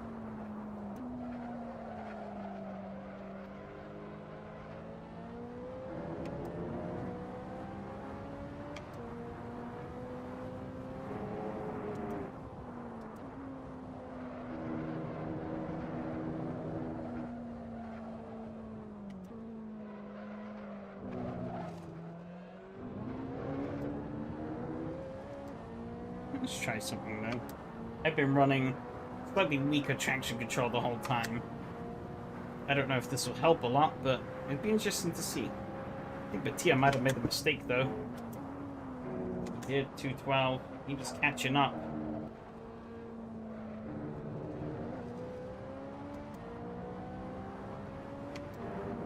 I wonder if maybe I've been slightly hampering myself. Intentionally nerfing the traction control. If this was any other sim, I maybe would be more fine, but this is AC we are talking about, so... It's much better through there.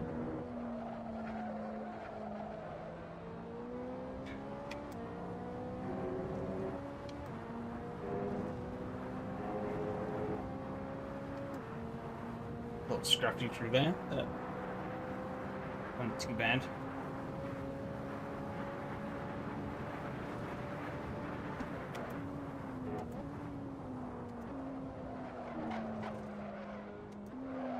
Too deep into there. It's gonna put me a little deep into here. Not ideal.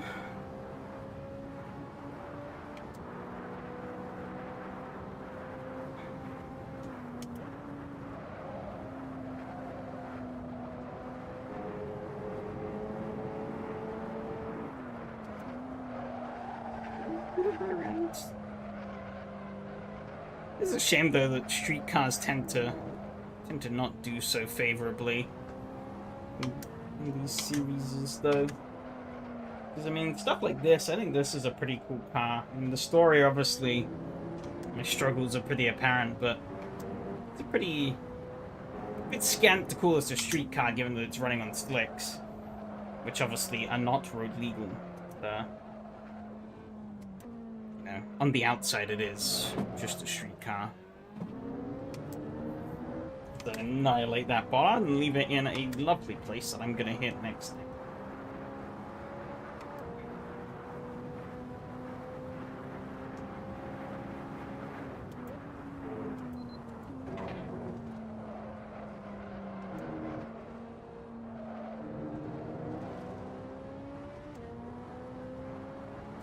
It's kind of a shame, because yeah, I do quite like this car.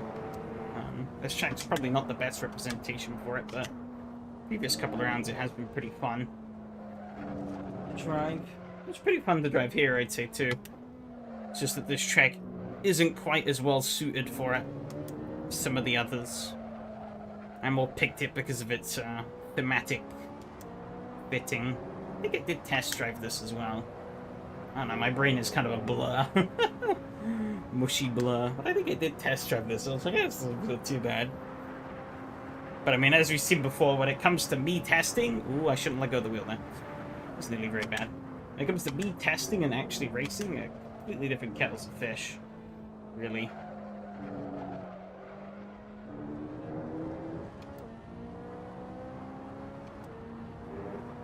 Wheel up.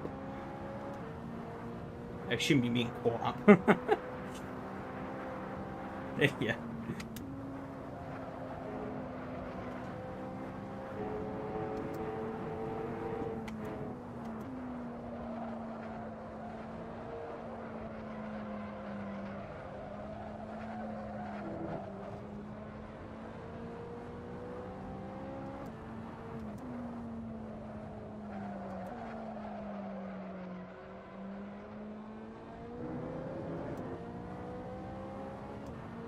I don't think I'm gaining a clue, actually.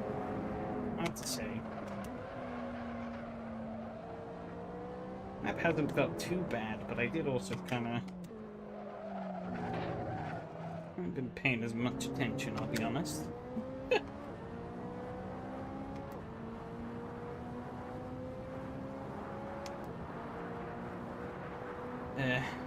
Wasn't great.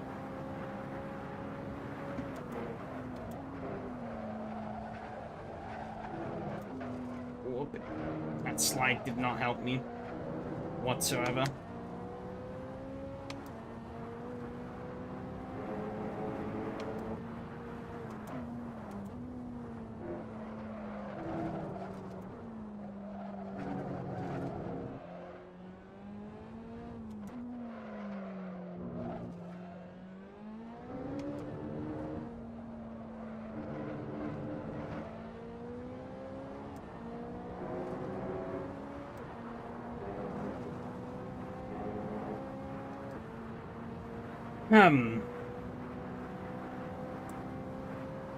You're slowly catching.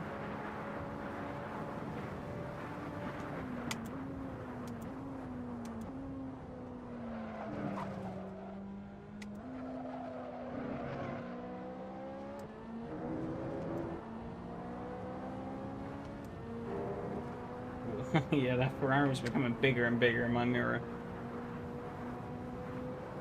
I fear we may have an issue on our hands soon. Issue that I'm not sure I'm gonna have much to deal with.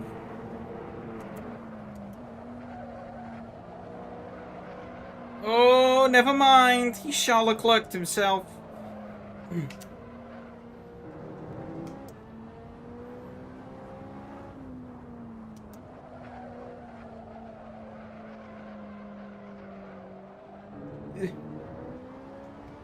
Oh, you only make a quick edit of that battle could be a nice plug for the series. Oh no, the Ferrari curse, yeah.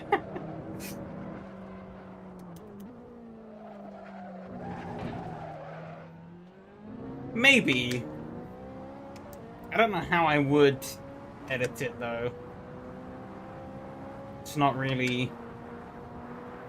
I wouldn't really say cinematography is necessarily my wheelhouse.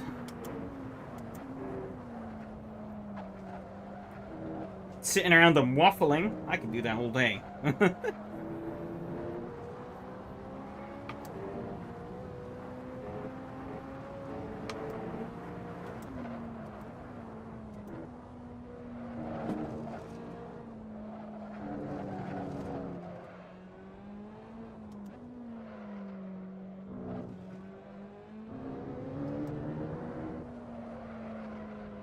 Right, that does bring me on to a bigger point, though, is that, as I kind of alluded to earlier, I've been doing...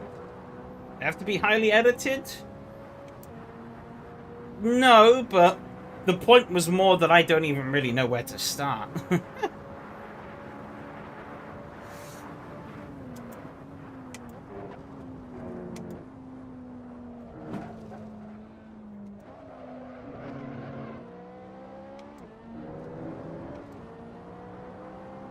That's more the problem I have.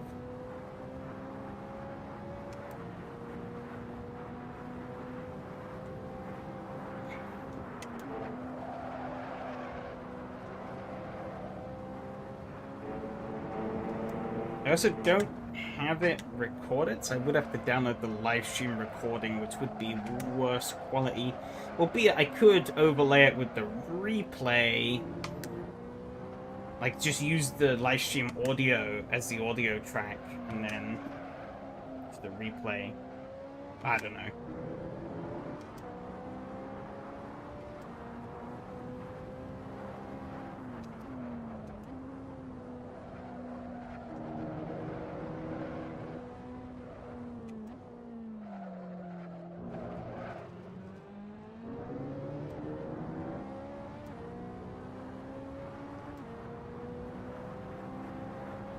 Yari has been checking out, though. That was a pretty weak lap for him, though, last time around.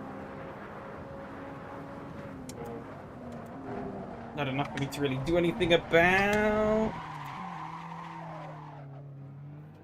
I have a half spit of my own. You know, one thing I will say, actually, I guess, with the direct drive wheel, that I don't really like, at least with this RS50. I don't know what it's like on other direct drive wheels. But when I spin out and the wheel hits the limiter, like the soft lock limiter that's set, it just kind of starts like vibrating. It kind of goes backwards and forwards, like it pushes itself in and pushes itself back out, pushes itself back in, pushes itself back out. And it causes some pretty aggressive vibrations. Which also make the wheel kind of hard to hold. Like if I want to try and grab back hold of the wheel. Something I definitely have not been a big fan of. Also because it's kind of just desk mounted. You know, losing the rear too much. Just puts lots of unnecessary vibrations through the desk. It's right there behind me, though. I did not get a good run through there.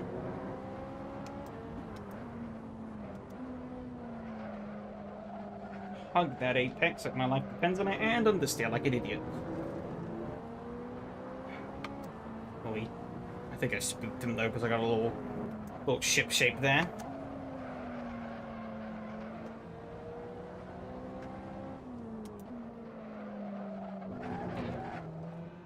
Let's keep it simple. Record the replay from where I let but where you ran out of fuel.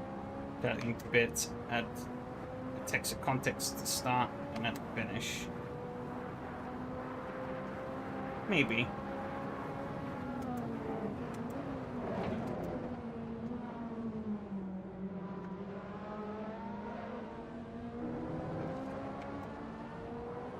Maybe could have gone a bit of a better run out of there. I really didn't. So that's gonna...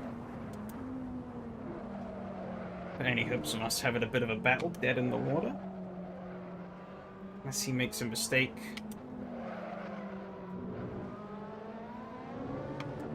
Sort of slap back at him for.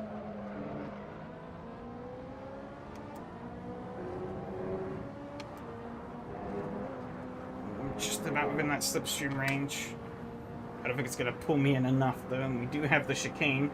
And he actually pulled slightly out of it, so never mind.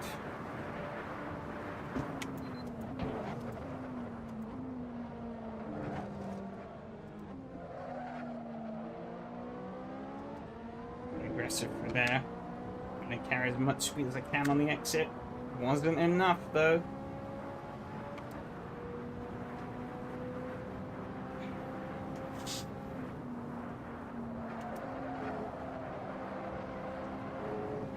Wide there. My only hope is that he gets bitten again through this corner, but he doesn't. He makes it through. He's going to start pulling away a bit now, though. I've kept up with him, though, so it's not too bad. This has just completely left me in the dust. It's overtaking me.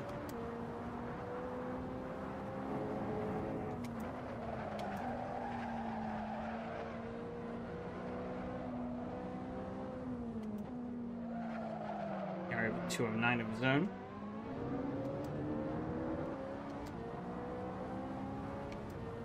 One more lap around.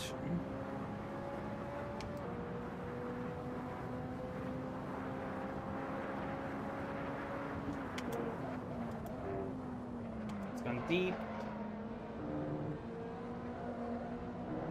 Oh, that curb did not help.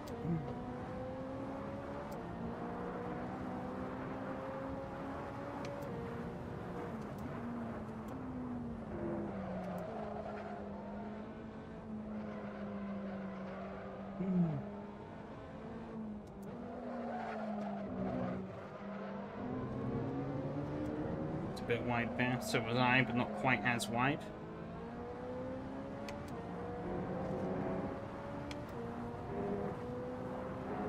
Not close enough.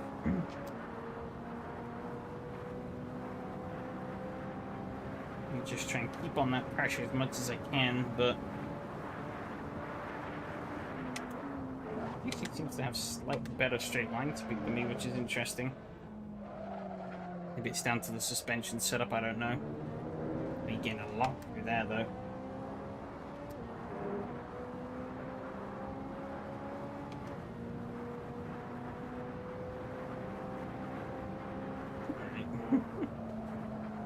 And I'm really banking on him just screwing up this corner up here.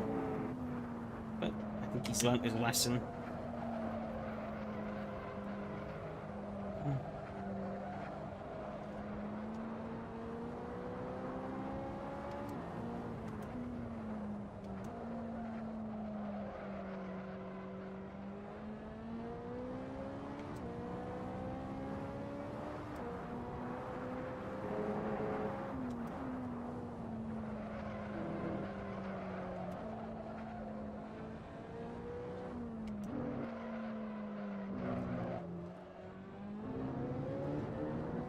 Wasn't enough in the end.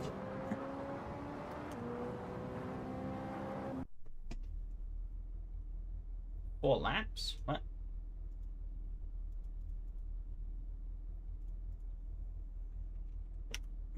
That's only... Okay, now it's better.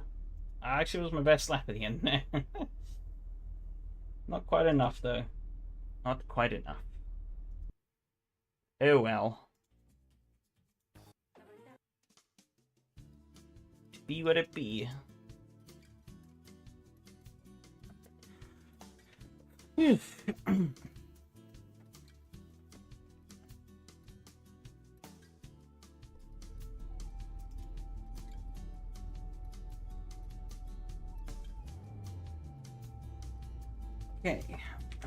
Replay time. Excuse me.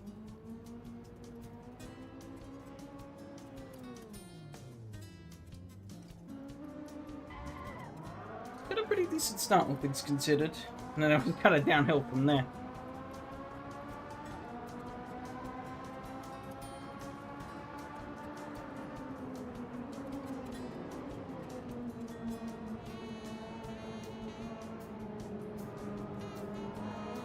Killed that bollard. It's all over the place at the beginning here, though. Just no grip. Just trying a bit too hard, I think, to get the power down. Didn't work.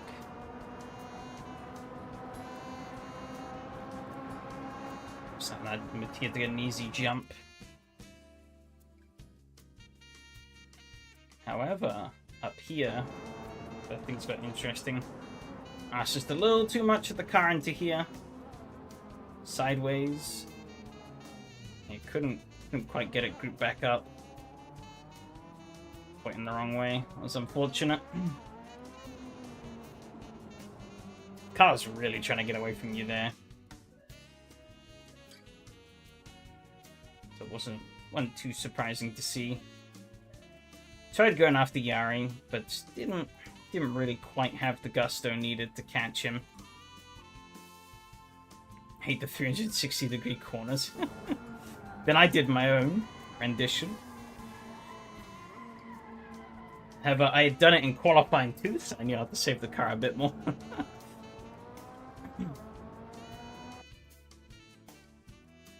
Prior experience. However, jump forward a bit further. Let's see. Has it already happened? I don't think it has.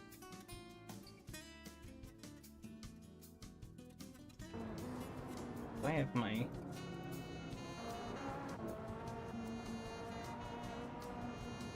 Oh no, here we go.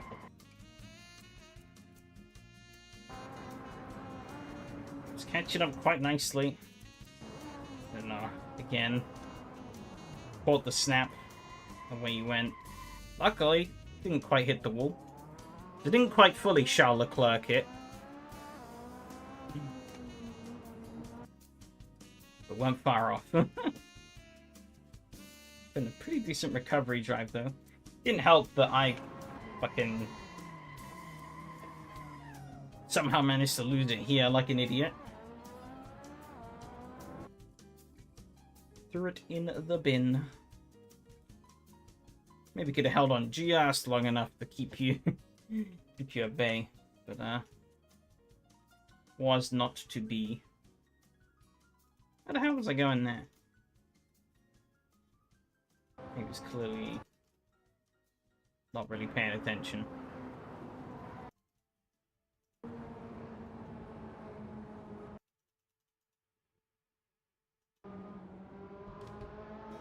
Had a boring slide through that later on. Oh yeah, I got a bit sideways there.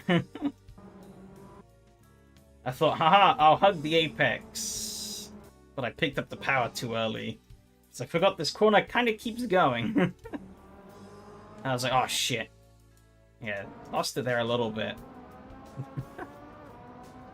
So it worked in my favor there because it shit you up.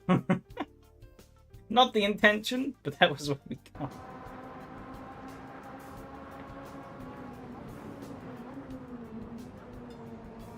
There was Migyari border leading and crashing. Well, sadly that didn't happen. I was hoping I could maybe get a run off of here, but I didn't. That was basically the end of that, really. Got on better than I thought, but ultimately kind of lost out. See.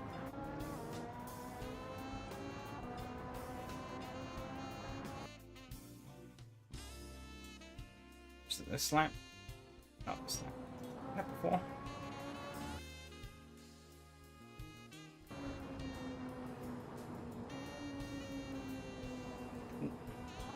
Understeer, that's for sure. I just rewound us back to the same. Oh, there we go.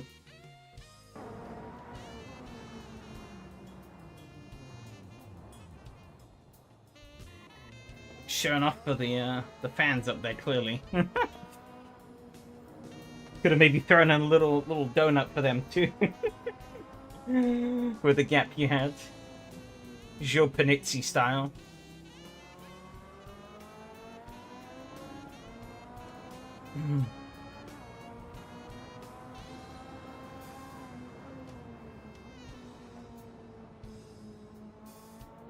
I don't think there's much else. Do need to go back and take a look at the second race for the Storias, because we didn't get around to looking at that. I can't remember if a lot happened there, but we'll take a look anyways.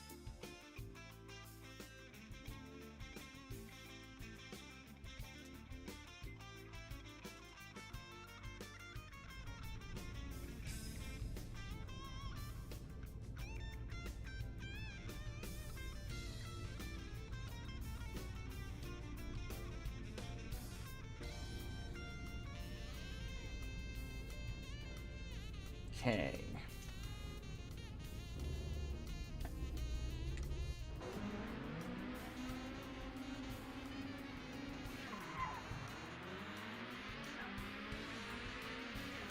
Pretty good start from Adam. Rocketed away.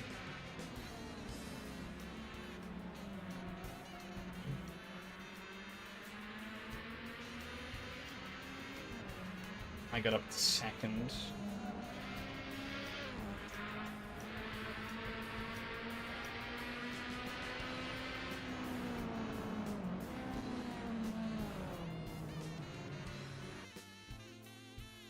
Was braking a little too late on these first two corners, so I nearly ran into the back of him a couple of times.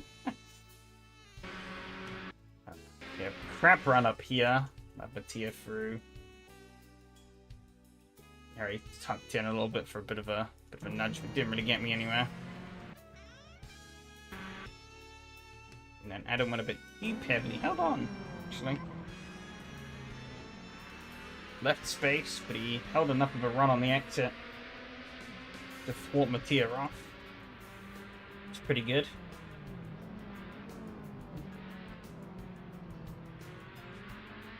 Covered him off on the exit.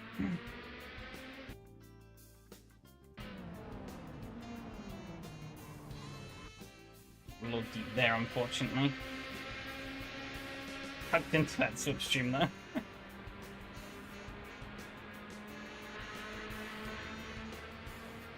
Does he get a run? Does he use it?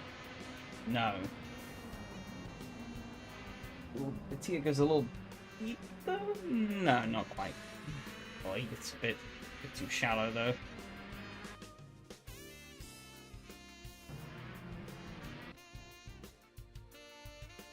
And us two catch up. Well, I say us two, I mean Yari caught up. I slowly faded into the background.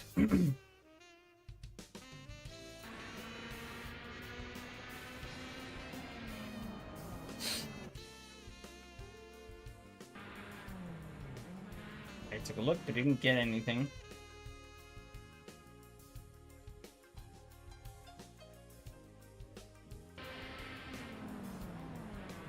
Sent out the inside. Ooh. Both spooked each other there, I think.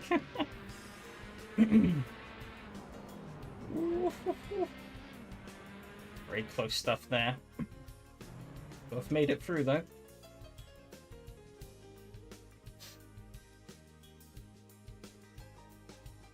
And Yari starts pulling away a bit. I think, though, Adam did crash, though, didn't he? Oh. Bit of grass. He was able to do that and was still miles ahead of me. Oh, yep.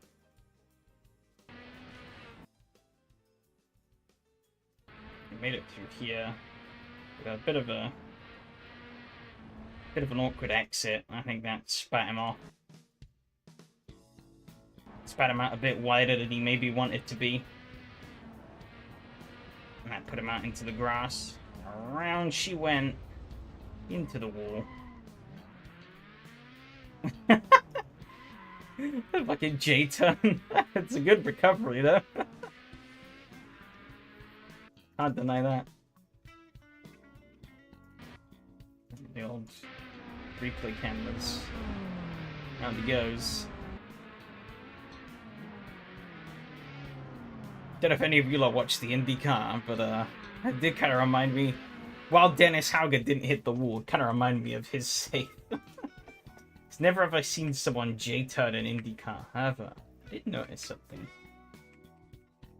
I'm in this camera, actually. Could have just done that.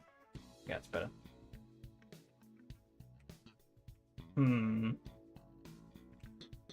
Smaller hole.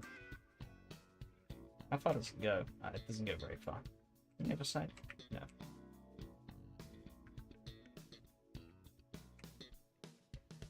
Earthquake crack. It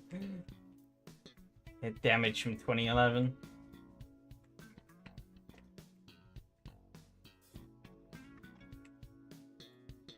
Speaking of, kind of a shame they never really did anything with the Motegi Oval after the earthquake. They claimed it was earthquake damage, but they've used the track for like demonstration runs and stuff. So, while maybe hosting a full-blown, maybe it would take some work to host a full-blown race on it, but I don't think it was quite as damaged as they led us on to believe. I could understand IndyCar not wanting to go back there because of like the money involved. Like it's not cheap to go all the way out to Japan for one race, especially in a series that otherwise is completely grounded in one country. But it's a shame that, to my knowledge, they have done literally nothing with it since then. Barring, as I said, the aforementioned, like, occasional demo run. Here and there.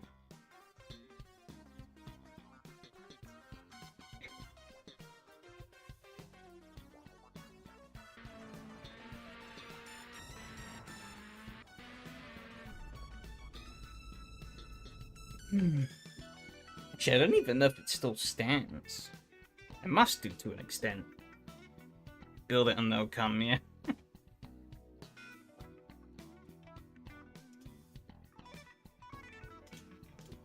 That's the thing, like, yeah, like, it's right there. They could do something with it. They just choose not to.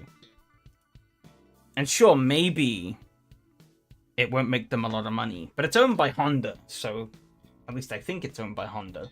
They can do whatever the hell they want with it.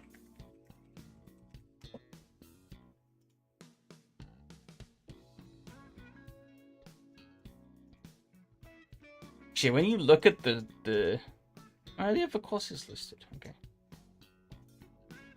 If I go into maps, though, I'm curious. Is it still there from the satellite imagery? Has to be, right? I don't think they've just gotten rid of it. No.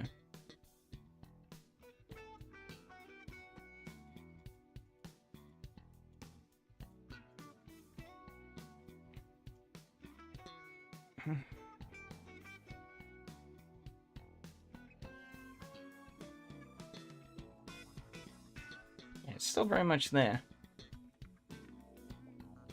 I mean, like, yeah, like,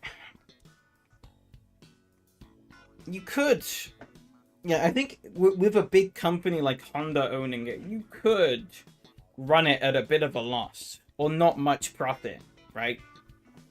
Because it's fucking Honda. They got loads of money. You know, on the flip side, compared to something, say, like Rockingham in the UK, I think that was, like, independently owned, and, well, you know, they kind of ran into the problem that there wasn't really much there to race on it.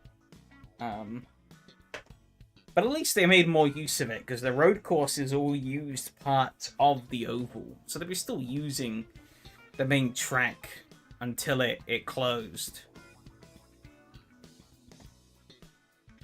They just weren't using the full oval for anything.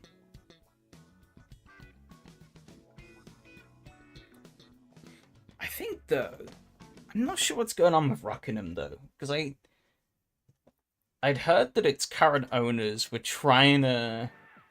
maybe trying to bring it back to some extent.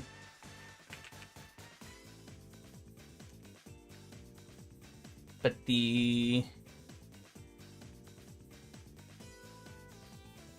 seems to still kind of be in limbo? I don't know.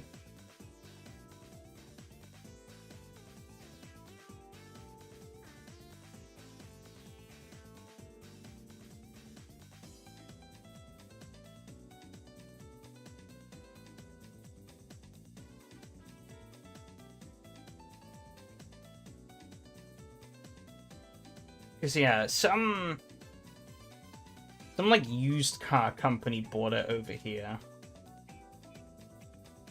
to do, and they're like, oh yeah, like we're gonna. They never said they were gonna bring it back for racing, but they said they were gonna use it for stuff.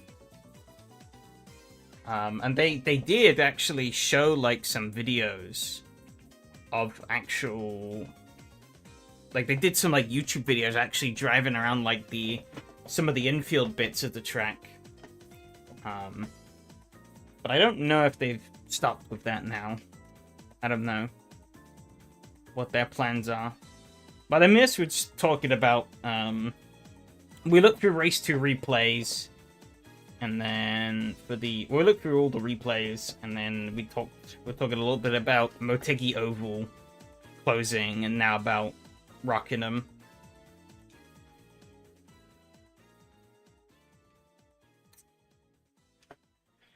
But,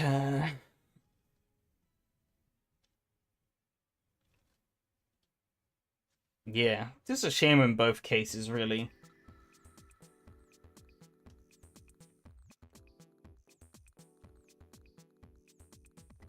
But I think in some regards, I guess it was tricky because, you know, I know over here, at least back in the day, we did actually have an exclusive NASCAR-esque series that ran only at Rockingham. But I feel like, yeah, for it to truly work, you would need some other tracks to be able to kind of have a little bit more variety. Right? Like, it's a bit hard to make a series based off of just one track.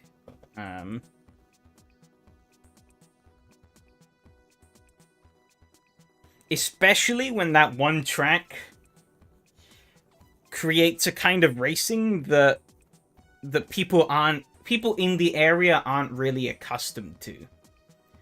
Because there is, believe it or not, there is actually a culture for oval racing in the UK. It's more extreme short tracks and like banger racing. That's the main.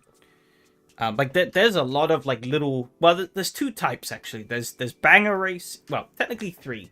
There's banger racing. There's like the hot rod stuff / legends and whatnot, and then there's speedway bikes. But they're all like really small oval stuff. And there's loads of those like dotted around the country. So like Rockingham was kind of like a huge jump up from that, where it's like, you know, from like an oval that's like not even a quarter mile at most in length to 1.5 miles. You know, pretty huge jump. So the kind of oval cars we have, not really capable of running that. So we didn't really have anything that was useful to run it. And yeah, as you said, same as Oscar and Calder Park, yeah. Again, kind of the same problem. Like, I'm pretty certain Australia has, like, a sprint car scene, like dirt ovals and stuff like that. But again, nothing that could really run on a track as big as Calder Park. Because again, I think Calder Park was like a 1.5 miler or so. And that was arguably worse, because that had really high banking. Rockingham's at least flat, which helps keep the speeds down a bit. But it's like, yeah, you can't rely on, obviously, attracting series like NASCAR and IndyCar to keep coming over and racing. Because, I mean, A, for them it's very expensive, and B, you know, would they even make their money back? You know, they're making enough. They could probably get a bigger audience at a home country race in America, and it costs them significantly less money. So, because like IndyCar, for example, I think they did actually race at Motegi after the earthquake. They did it at the road course, though, obviously. But after that, they gave up. They didn't go back. You could argue that maybe it was that, you know, they didn't like the road course as much. But, you know, the real killer was that it cost too much money. If it was pretty cheap to go over there, probably would have worked. But, you know, same with kart back in the early 2000s. They used to come over here. They used to race at Brands Hatch, actually. And then they did a race or two at Rockingham. But that fell apart. Partially because of kart dying, but also because it cost too much money. I think in that case it was mainly that kart exploded, but, you know. The IndyCars made no attempt to go back there since reunification and whatnot. I don't know if Champ Car World Series did, but Champ Car World Series is weird, so...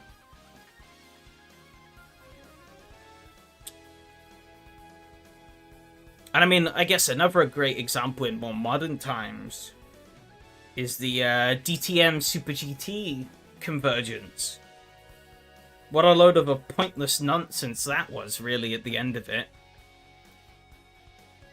They made a shared rule set, but and they had a couple of crossover, you know, non-championship like crossover rounds, which were cool, but didn't go anywhere beyond that. And DTM not long after collapsed under itself for the second time in its history. And you know, you almost love scratching your head like, what was the goal in the first place? You know, there, like, the cars were relatively similar. You know, they actually made a rule set that brought the two together, but they never sorted out the logistics between the two. Nor was anybody ready to commit to those logistics to make it work.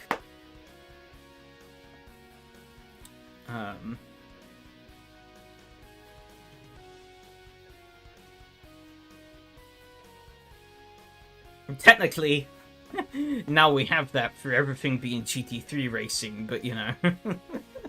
It's the price we have to pay. What a surprise both times cost for the problem, yeah.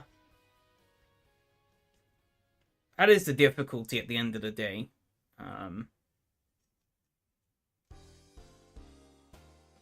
That's really the big inhibitor for everything, really, is money.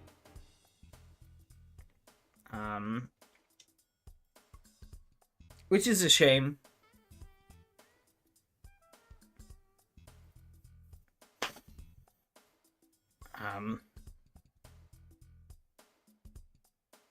You know, I don't know what a society would be like without money, whether or not that would be better or not, but yeah, money money is a huge hindrance in life. But, you know, in some ways it is... It has many, many flaws, as we know, but it is somewhat of a fair concept. Because I think if we got rid of money, we wouldn't change... We wouldn't change much, because we'd still trade stuff. Money just provides a universal medium as to which we can trade, you know. I wouldn't have to trade like 20 cows for a house. I just give them money. You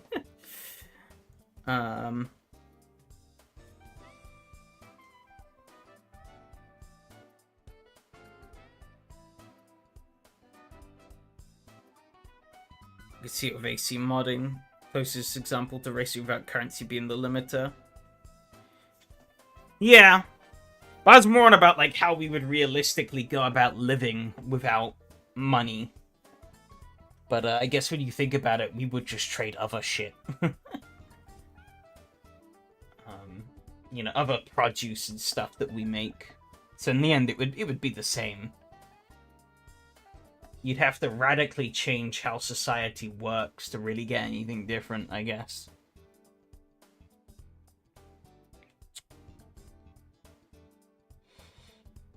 But yeah, because I mean, like, speaking of costs, you know, in the past, I had actually thought, obviously, you know, we're all huge racing nerds and whatnot, and we all love doing it.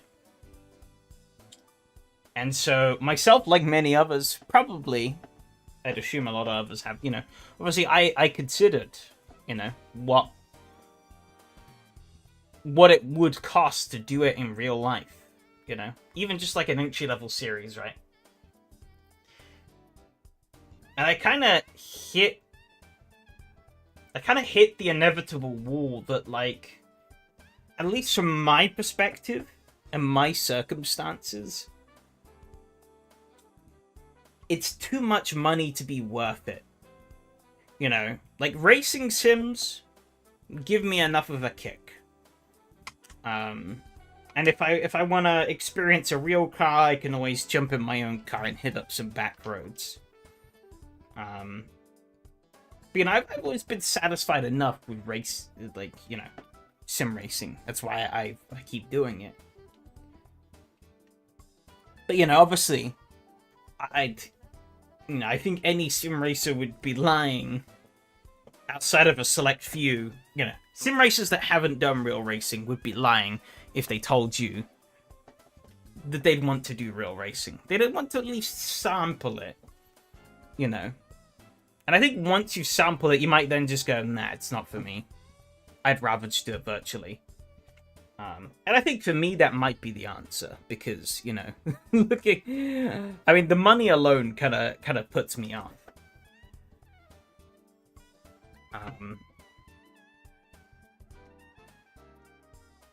Because it's just a lot of money. And that, say, for example, to run in, a very low-level club series, it would cost you probably around about £10,000, give or take. £1,000 here or there. Maybe somewhere in the rounds of, £8,000 to £12,000. Which isn't a trivial amount of money. That's for one season as well. Sure, a lot of that, running future seasons would be cheaper. It's kind of like iRacing in a way. You buy all the content, and then it's cheaper to run in the future. But, the benefit that sim racing gives is the benefit that sim racing gives, obviously, is we don't have to worry about logistics. We don't have to worry about real-world practicality and all that lot. We just sit at a table or sit at a rig and just press play. Boom. We can immediately be anywhere in the world in whatever car we want.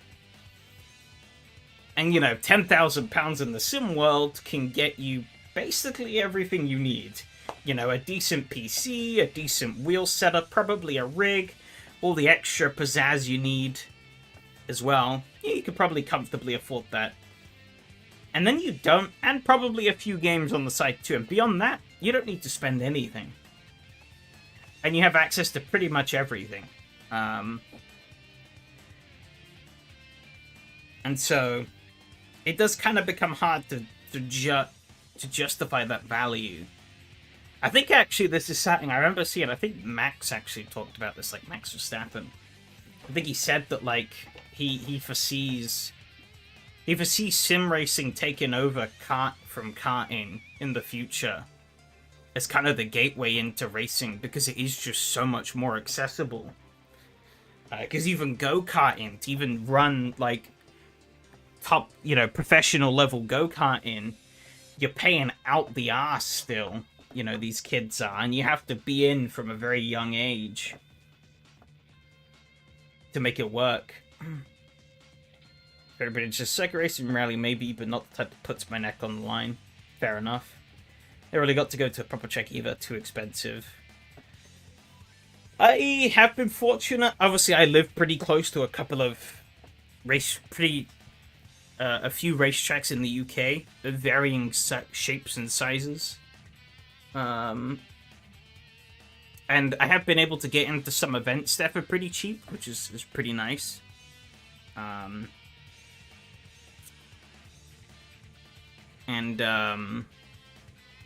Obviously I did one point do a sort of circuit experience at Thruxton.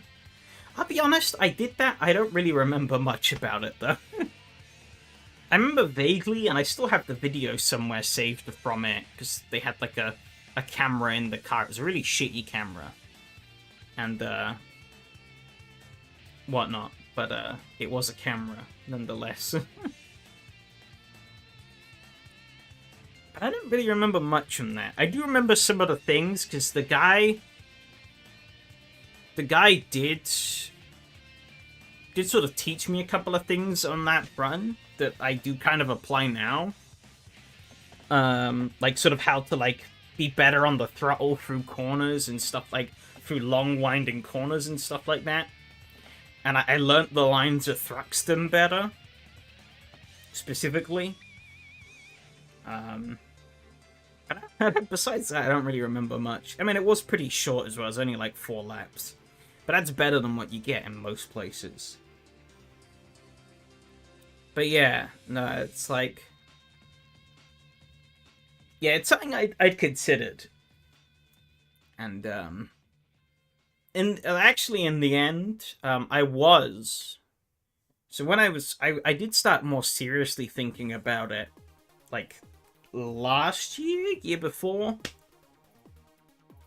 And then I ran the numbers, and then I was just like, fuck it. I'm just gonna buy myself a new car instead. Like a new road car. Especially given that the my old car, the Citroen, is gonna need some repairs. And that's obviously what led me to buying the Suzuki that I got now. And honestly, I'd say that's probably a better investment in the long run.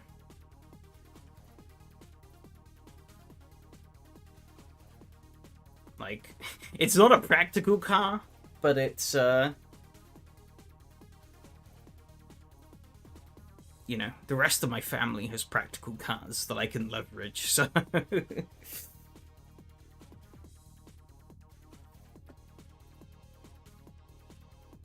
But I think that is, brings more benefits than just a race car. Closest I got to racing sitting in a Tomb Fiber for a Jag when it was automatic, though. Yeah, it's still pretty cool, though. I mean, I guess transmission doesn't matter too much if you're just in the passenger seat.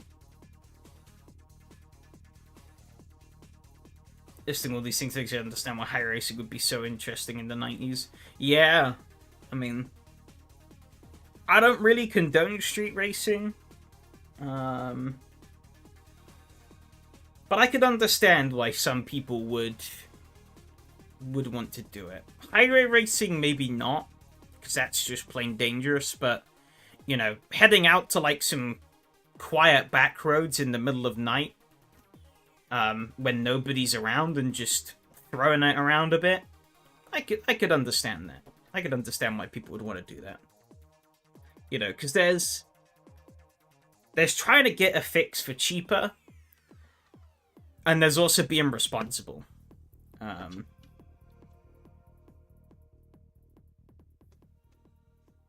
Yeah, that's always one thing that I've been a big believer of.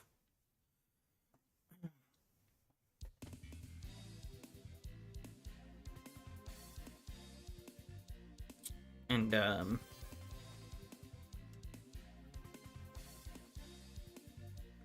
yeah, nah, it's a shame though that money is, yeah, it really is just kind of the thorn in everything. If I didn't need to make a constant income, I could just not work and do this shit full time. You know, live streaming and doing, like, you know, putting all my work into, like, community racing system stuff and other projects and whatnot. Fortunately, I can't. I mean, that still technically can become a reality, but it requires so much more work and so much more luck to get there. And, I don't think I'm in a position right now to reap the rewards of any of what I do outside of work.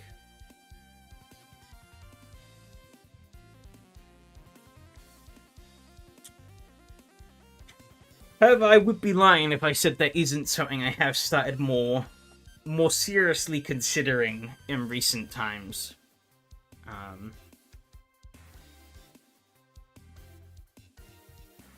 Given the way things have been going with work and the industry and whatnot.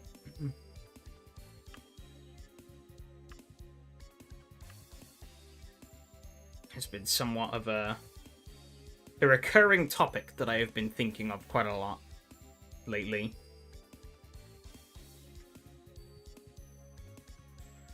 But obviously, I've been doing this kind of stuff on and off for a long time now, so I kind of know what's involved with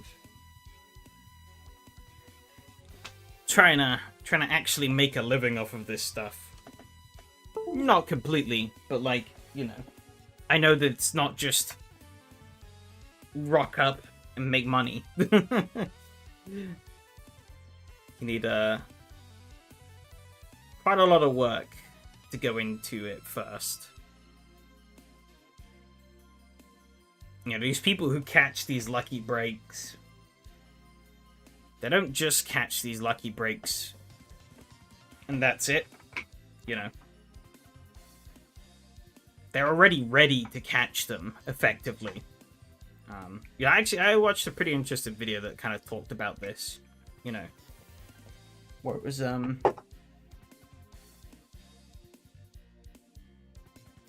yeah, the guy was saying that, like, you know, things aren't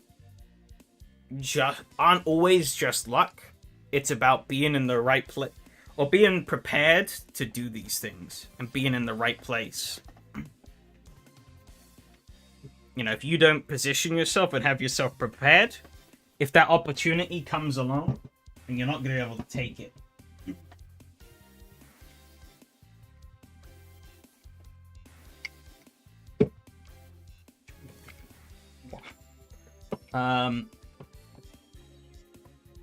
Which is pretty interesting to think about.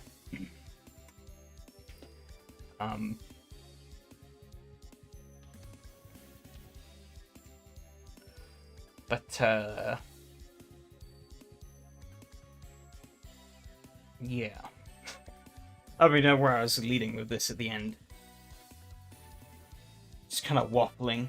But, of course, next week, we will be heading to Donington in the Ferraris, and the other Abisu circuit in the Daihatsus, which should be interesting next week. Hopefully those two tracks, I'm gonna keep saying this until it comes true, but hopefully these two tracks will suit me better.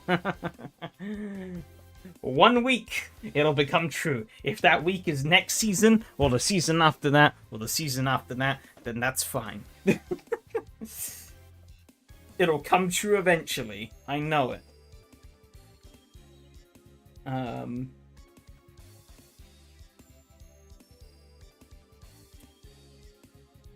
But yeah, so I think that's pretty much where I'm going to wrap things off again here.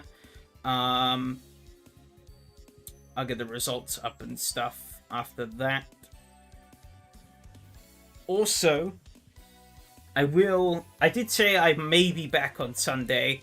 I ultimately wasn't, because I got distracted, missed the timing window, and then was like, oh shit, it's too late now.